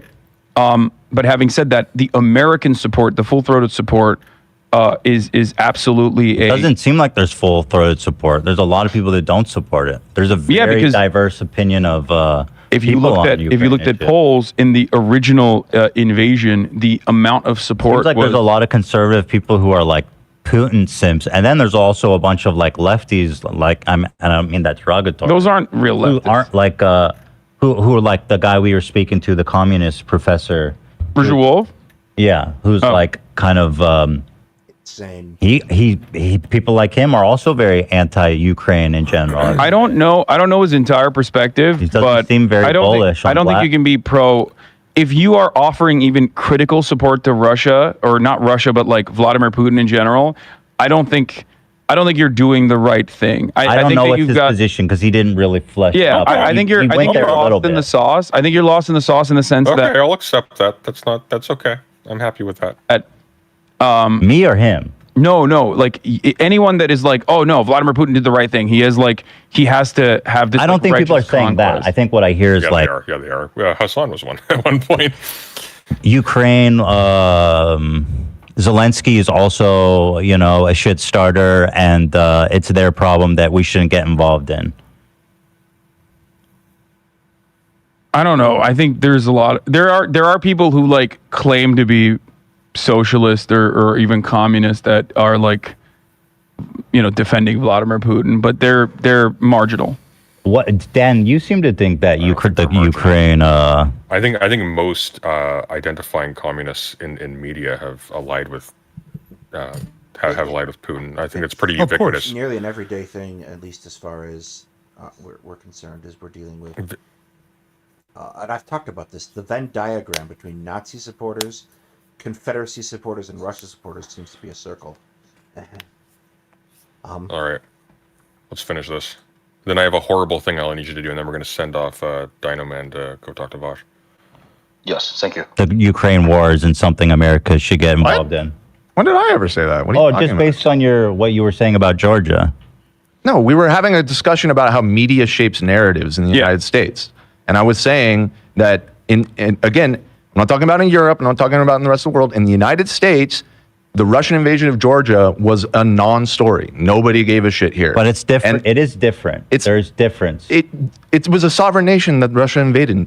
Because it doesn't. About? It's not. It doesn't have the same proximity or the same importance within as Ukraine, I think. Right, but I don't understand where Ethan's going with this, because people were complaining about the invasion of Syria on similar grounds, so it's strange to me, but whatever. We're talking past each other, like that. I'm not. Ukraine is more important to the United States strategically. That's why the invasion of Syria, but it gets attention. We're saying the same thing. Yeah. Right, but I'm okay. I know people are influenced by the media. Right, but you were saying you think that people, are allowed to care about things genuinely. Nobody's saying that you're not allowed to. I mean, not allowed to. But Hassan was saying. What was I saying? That it's a manufactured support. It absolutely is. Yeah, and that is something. Hang on, we're lost connection again. God damn it, this is awful. Give it a minute. Yeah. This is something wrong with the internet. It's just YouTube. Sometimes YouTube's been awful. Streaming is quite the thing to do. We're back. This is normal discourse. Yeah, that's true. Long video tend to have this type of problem. I think I remember there was like a couple days ago I was watching one of like Vosh's VOS, and a similar thing happened. It just like stopped loading. It's a YouTube side thing. It's not OBS. It used to happen with Twitch a lot. I think it's sorted itself out a little bit. We're back. It's small enough. Okay, it's good. Yeah. What's funny to me though is that this was Russia's retort to the no-fly zone over Syria. It was precisely that, and that is, I don't know if anyone knows where Syria is on a map. It's not in Europe. Something that the U.S. media does. They manufacture support for U.S. foreign policy. You were saying I jumped to conclusions. I'm not saying that all U.S. foreign policy is bad, but I think it is unquestionably true that the U.S. media crafts people's. Of course. Yeah, it crafts the narrative. So what is the disagreement then? Like, what if maybe I'm not using there's the implication that support for Ukraine or Taiwan is not authentic. Right, that you're purely falling for U.S. propaganda. That's not necessarily true. I do agree with that, yeah. And then you, Stan, said... I don't think that was necessarily true. And the examples I use are always like, America has, 800 military bases all around the planet. We have our hands in everyone's pockets, right? And there's active conflict happening everywhere around the planet all the time, and the United States is involved in it. If you are not thinking about it, if you're not thinking about something happening specifically, that is because, for the most part, the media has not covered it. For the most part, the media is... All right, I'm over it. Let's move on. And I think that is I don't want to talk about it anymore. That is deliberate. That is by design. It's like just not even fun to watch, probably, at this point, or talk about. Okay. True. You want to talk about Lauren Boebert being a psycho? Oh, God. We can do that. I'm glad she proved she can reach across the aisle. All right. Thank God. Oh, my God. Thank God that's over. So this is discourse. This is not discourse. It is. So, Dino Man, you drew the short straw tonight when you came on stream, because unfortunately it is one of my oldest mods' birthday today, and we have been requested to sing him happy birthday. So. No problem. I can. You're all into. I can help. Yeah. Sure. His name is Titan Uranus. Aren't we all going to sing? Oh, Titan Uranus. Yes, we are. Yes, I interact. Excellent. Let's do it. Yes, we are. Hang on.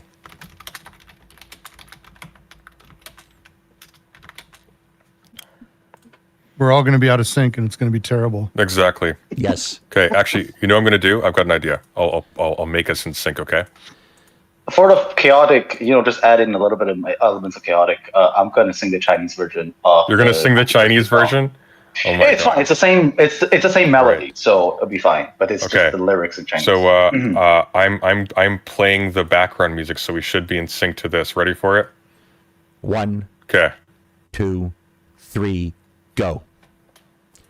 祝你生日快乐，祝你生日快乐， Happy birthday, tighten your anus. Happy birthday. Happy 祝你生 birthday 日 to 快乐。 you. All right, everybody stop. Whoa! All right. Okay. That was a disaster. I had no part in this. Yeah, my voice is really high pitched. Your voice is when I was glorious. singing the song. Thank you. Dino Man, it's been a pleasure to have you. Go tell Vosh to Thank you. give me perm so I can raid in later. All right, I will go ahead and do that. I will eat my dinner now. Thank you so much for giving Have a me good this one, man. experience. Thank you. Have a good day. You are welcome Bye. back It's a pleasure anytime. talking to you. Godspeed. Thank you. All right. Here's what I recommend. I want to look a little bit, if anyone's down for it. No pressure. You've all been here for a very long time. I want to look at the debate about this between Wicked Supreme and Destiny, because I want to see how that went. Apparently that was a shit show. We're not going to go through the whole thing. I just want to get the tenor of it. If you guys want to go take a bathroom break and grab a drink or something, we'll be back in 5 minutes, and we'll start going through that. We cool with that? Brooks, Yeah, that Daedalus, sounds you good. both down? Maybe. That Maybe? sounds good. I'll All be right, here. That figures. Okay, I'll see you both in 5 minutes. All right.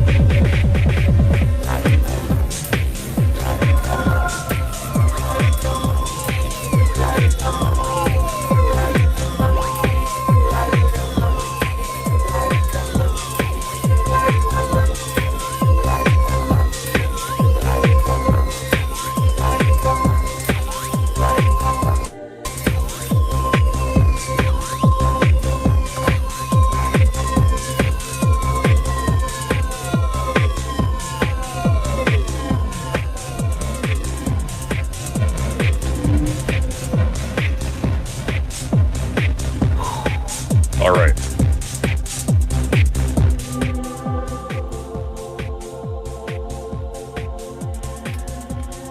Let me get the thing up.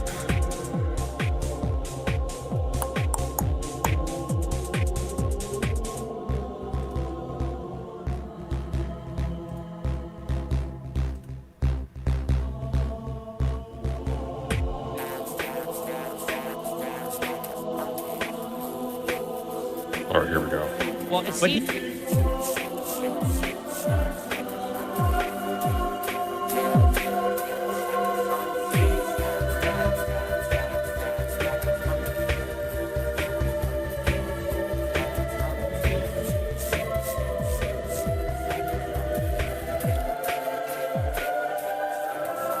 Brooks and Daedalus, you back? Yeah. Yeah. Daedalus? You're lucky I'm already sick. Oh, me too.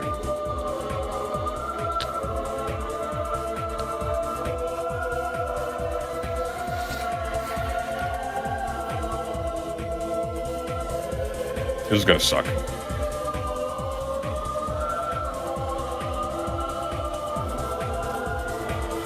All right. Well. I mean, Wicked Supreme was that dude. He was you talked to that one time, right? Oh, he's dumb as a rock. Yeah. So it's. I mean, is Destiny gonna be the one with the right take here? I don't know. I'm very perplexed because I can't. This is the one case where I can't see Destiny having the wrong take. Israel, obviously the wrong take. Taiwan, I think he's pretty. He's in pretty safe territory when it comes to active prospects of invasion. But we'll see. Daedalus, you among the living? You're muted if you are. Just a heads up. No. It's a no.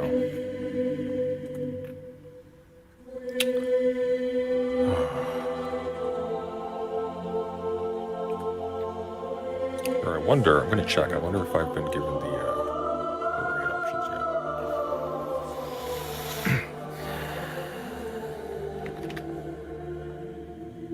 Oh, no dice. Weird. I wonder. Sometimes it does that. I wonder if I put in the actual link, if that'll work. Wait, are we in chat having an argument about Puerto Rico? How did that happen? No, Puerto Rican vegan musical socialist. No, we're having an argument about Puerto Rican statehood. Are we actually? Apparently. Bring back the theory bar. This is basically a theory stream. There's no theory bar for political streams. That would defeat the purpose. We'll have the theory bar soon, don't worry. I like making money. Although, I'll tell you what. We built the theory bar, we'll do nothing but theory next stream, okay? How's that? Put it over here, let me get small. I am carrying it over now, but we're not doing theory time, we're doing politics.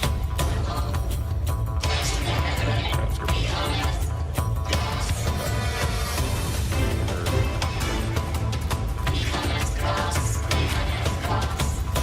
All right, let's just go into it. If the channel gets back, it's fine.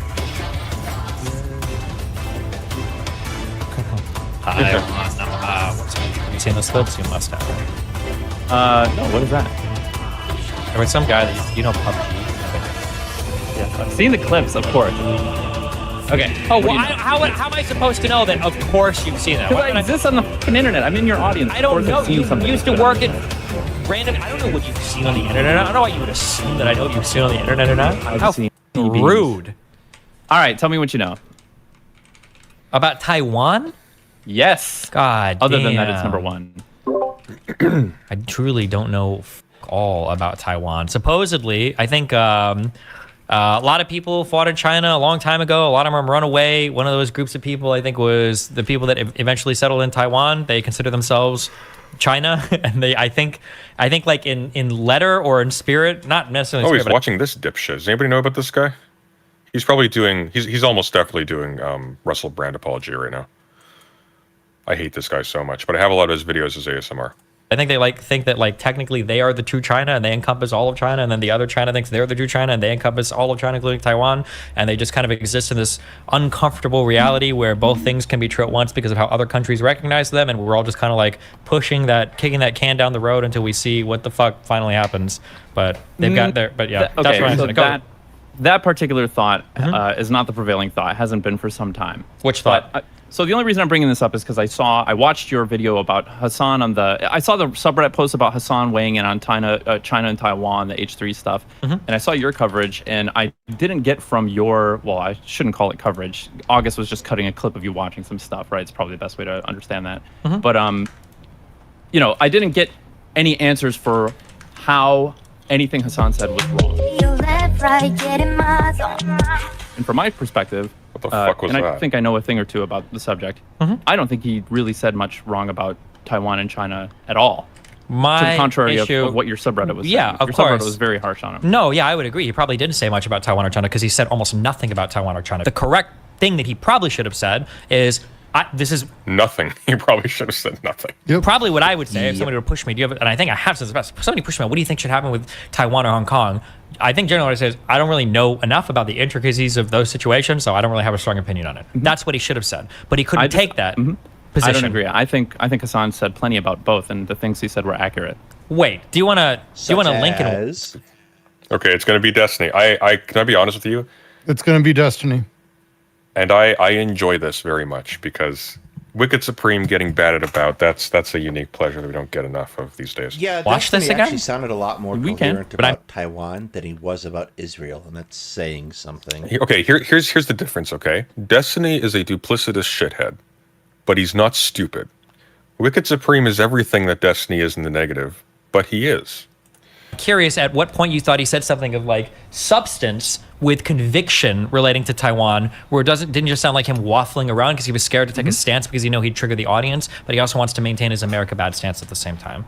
So I do think that was his focus. I don't think he did a great justice to the issue or anything. Okay. But the things he was saying were not. LH Fruit, both of them defended Rittenhouse, so that's not a point of distinction between them. He knew a lot of the two very different issues. Yeah. I don't even think they're worth comparing. True. Right? Like, we shouldn't be, speaking them in the same breath. Okay. But why? What makes them different? Well, What concretely makes them different? Wow, that is conditioning an argument, isn't it? Jesus. Well, I think because a condition of having sovereignty is, I suppose, at some point you were a military dictatorship that killed your own people. I don't know. I feel like there is something I do know a little bit more about. I feel like there is meaningful comparison between the two because both have become worldwide respected economic powerhouses that exist in an uncomfortable world right now where it seems like a lot of people are questioning their future. I think that's broadly speaking. Okay, that's not the interesting point about them. Not bad though. Still not bad. It could be worse. Could be worse. That's actually pretty good for all things. Well, it's not like completely contradicting all of the actual ethical concerns associated with it. It's just not really touching them either. No, I also have very low standards for Destiny. This is true. He's. This is like the cynical global stakes for it, so that's fine. two issues converge. There are a lot of places where the two issues converge and have a lot of interplay. For example, like the waning support for reunification under the auspices of like having some PRC oversight in Taiwan, for which there was never a great majority or anything, but it has waned into even like further, extremes or whatever, after seeing China like accelerate their one country, two systems program by like 20 years or so, which, by the way, Hassan did bring up. Although he was soft on that. That's one criticism I get him. He said, they just accelerated it by about 20 years or so. He was maybe a little too permissive on that. However, I think like some of the rest of the stuff, he didn't have the most contemporary understanding, but he did say clearly, if the people of Taiwan want independence, I think they should have independence. His understanding of the issue was centered around America sort of having our cake and eating it too, in terms of agreeing to the one China policy, but also having our own interpretation of it, and like sort of respecting Taiwan's de facto status as independent. Selling Taiwan arms and whatnot. That is, I mean, we are double dipping, and it is like a sort of, it's a fair criticism to make about like a lack of sincerity of our international commitments. Is that a fair criticism to make? Yeah, I think so. Is there like a superior alternative right now? That's like clearly, so how is that a criticism? I mean, I understand that's the world we're in right now because I think we want to enjoy an economic relationship with Taiwan without blatantly angering China. But even I don't know anything about Taiwan, and even I know that, right? That was the whole joke with who was the CDC guy, or what was the joke with somebody from the WHO was talking to somebody, and somebody mentioned Taiwan being a country, and they're like called disconnected or whatever. Yeah. I remember. So the lack of insincerity that you could point out is that like we want to do trade with China, right? Yep. So in order to do that, we have to agree to the one China policy. Sure. What does the one China policy stipulate? Isn't that not officially recognizing Taiwan as an independent country? Or in other words, like recognizing that there is one China, right, and that ROC doesn't really exist. But we still do And- trade with them, right? Well, yeah, wouldn't you call that double dipping? Yeah. So that is the criticism of a sort of lack of sincerity in terms of our international commitments, where we are simultaneously agreeing with the one China policy, but we're also coming up with our own interpretation of it that we know China doesn't like. Who cares? Well, also this is immaterial. Furthermore, the U.S. voted in favor of retaining the ROC in the UN. Yeah, Like it's like okay, we're saying a thing, despite the fact that we all know that the thing is functionally not true, in order to work throughout the day. That's like a pretty basic. That's behavior. That's the only way states exist. Like we're casually agreeing with China. I would ask, like, what countries don't do this? Like, Sweden doesn't recognize Taiwan as its own state. Like, the number of embassies in Taiwan is incredibly small for that specific reason. But, like, what is the, like, I don't understand what the options are here. Yeah, even Taiwan's aware of it. They wink, wink. You do deals with Taiwan, they're aware. Like, they wink, wink. They know that you're doing the thing. Like, they aren't pissed about it or anything. And it doesn't mean when they're, offering their version of it. I guess. Okay, sure. It just feels weird to be like, it's hypocritical. It's like, it's not like there's a clear alternative. I think we should do it. I think we should do what we're doing. Sure. I want to be perfectly clear. But so his complaint is that people lie. And that the lying is fine. No, it's not fine because it's lying. But we should do it. Is like an example of us having a sort of mask on or tongue-in-cheek sort of foreign policy. But we kind of agree with that. Always are. Policy.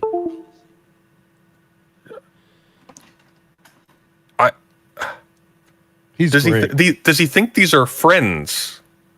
Like, I don't understand the logic here. When we were trading with China under the auspices of exporting democracy, and our sort of trade agreement with China now is more tenuous and is like, yeah, the conditions are, it is more uncomfortable than ever before, because China didn't really pose any sort of threat to us, previously over the past couple decades, until more recently economically or militarily or anything like that. And like, the room is growing more uncomfortable, but we're also sort of more locked into economic interdependence, right? Between the US and China. They need us and we need them. So, China doesn't want to say anything about the fact it's uncomfortable for them that we're dealing so directly with China. And the fact that we have a sort of de facto, embassy there, we've got AIT, we're not really supposed to.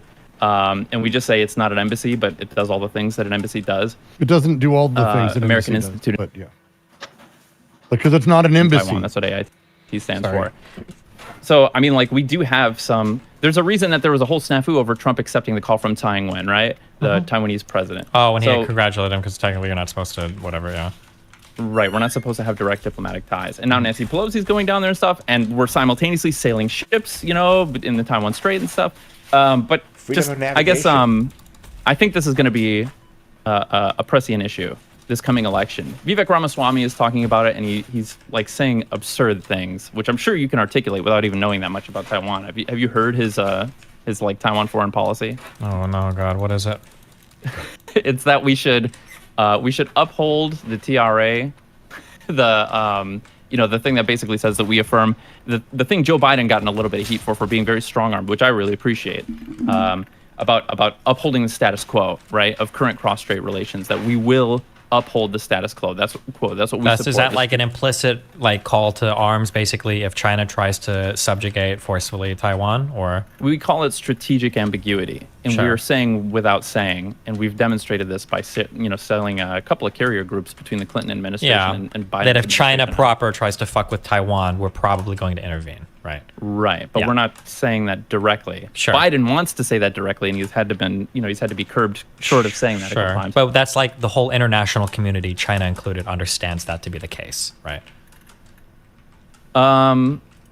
So that's where things get hairy.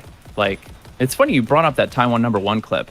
I remember I was at EVO 2016, the big fighting game tournament. Cringe. I'm aware of what Evo is. Thank you. And you know, fighting games, those superior games that only people with the best reflexes and you know intuition and Yeah, knowledge, like and stuff Super are Smash capable Brothers, of. the one that kids play. Yeah, that's why it generates such a young audience, right? It's only the sharpest, quickest witted individual. Yeah, that's and what we I don't think claim of when them, I by think the of way. 7-year-olds. This Yeah. conversation qualifies. Anyway, so you know, like some of the people that I hang out with, we have a suite where we have some international people come, right? And it's like a lot of people from East Asia, like a lot of the Japanese and Koreans and Chinese and Taiwanese and Hong Kong people come and all play in the same room. And normally it's really chill. But there were like a couple of Americans. We you know, Americans come through as well. We do like, you know, some money matches and stuff. Nice. But some of the kids that came through were like friends of one of the pro players. And they started, it was like when that Taiwan #1 video was popping off, and they started like yelling that like Taiwan #1, and then they leaned into it, right? Ooh, and they started I like really saying like shit the about axles. just, you know, like stands up and goes, Taiwan is a part of China, because that's what every Chinese person is taught, every PRC main. Let's hear that again. But there were like a couple of Americans. We you know, Americans come through as well. We do like, you know, some money matches and stuff. Nice. But some of the kids that came through were like friends of one of the pro players, and they started. It was like when that Taiwan #1 video was popping off, and they started like yelling that like Taiwan #1, and then they leaned into it, right? And they started like saying shit about, you know, it drives Chinese people crazy or whatever. One of the Chinese players just, you know, like stands up and goes, Taiwan is a part of China. Because that's what every Chinese person is taught. Every PRC, mainland Chinese person is taught that Taiwan is kind of just a state in China. Sure. And that it's, you know, they believe that it's de jure a part of the PRC. Okay. And then, like, there started to be, like, some tension in the room because the Taiwanese players are, like, sitting right next to them. And then the Hong Kong players are also sitting right there as well. And this guy is just basically affirming. But they know. Right? The Taiwanese players know. They're like, there's no point in arguing with this guy. Their whole country is taught that. And the Hong Kong players are like, this was like 2 years into the yellow ribbon demonstrations. Chinese people, right? it's important to remember that they have no agency, right? And that what they are taught, they will always believe. It's important to remember that about the Chinese. I mean, a lot of people, you know, I sometimes want to go out of the way to make sure that I consider every human to be capable of change and worth discussing. But let's very much remember that the Chinese people are incapable of such a thing. Totally, utterly, without question. Also Russians, actually anyone but Americans, to be honest. Actually, I mean, you're speaking to a Canadian. I have to agree. The only person. I who mean, might be able to you're change a part their of mind is America. screen. You're just America's hat. When China was accelerating the, you know, sort of further encroaching on Hong Kong Parliament. Shit, yeah. So they're just like bummed that they fucking spent like thousands of dollars to travel to America to play fucking video games, and now they're you know right back in this backyard of dealing with this political turmoil, and they just like all got up and left, and it was over that Taiwan #1 thing. Damn. So like we're in this weird position, you know, between these three countries where they can sort of, I don't know if you knew this, but there were no direct flights between Taiwan and China for about 50 years, I want to say. Oh, did he pronounce it de jure? I think so.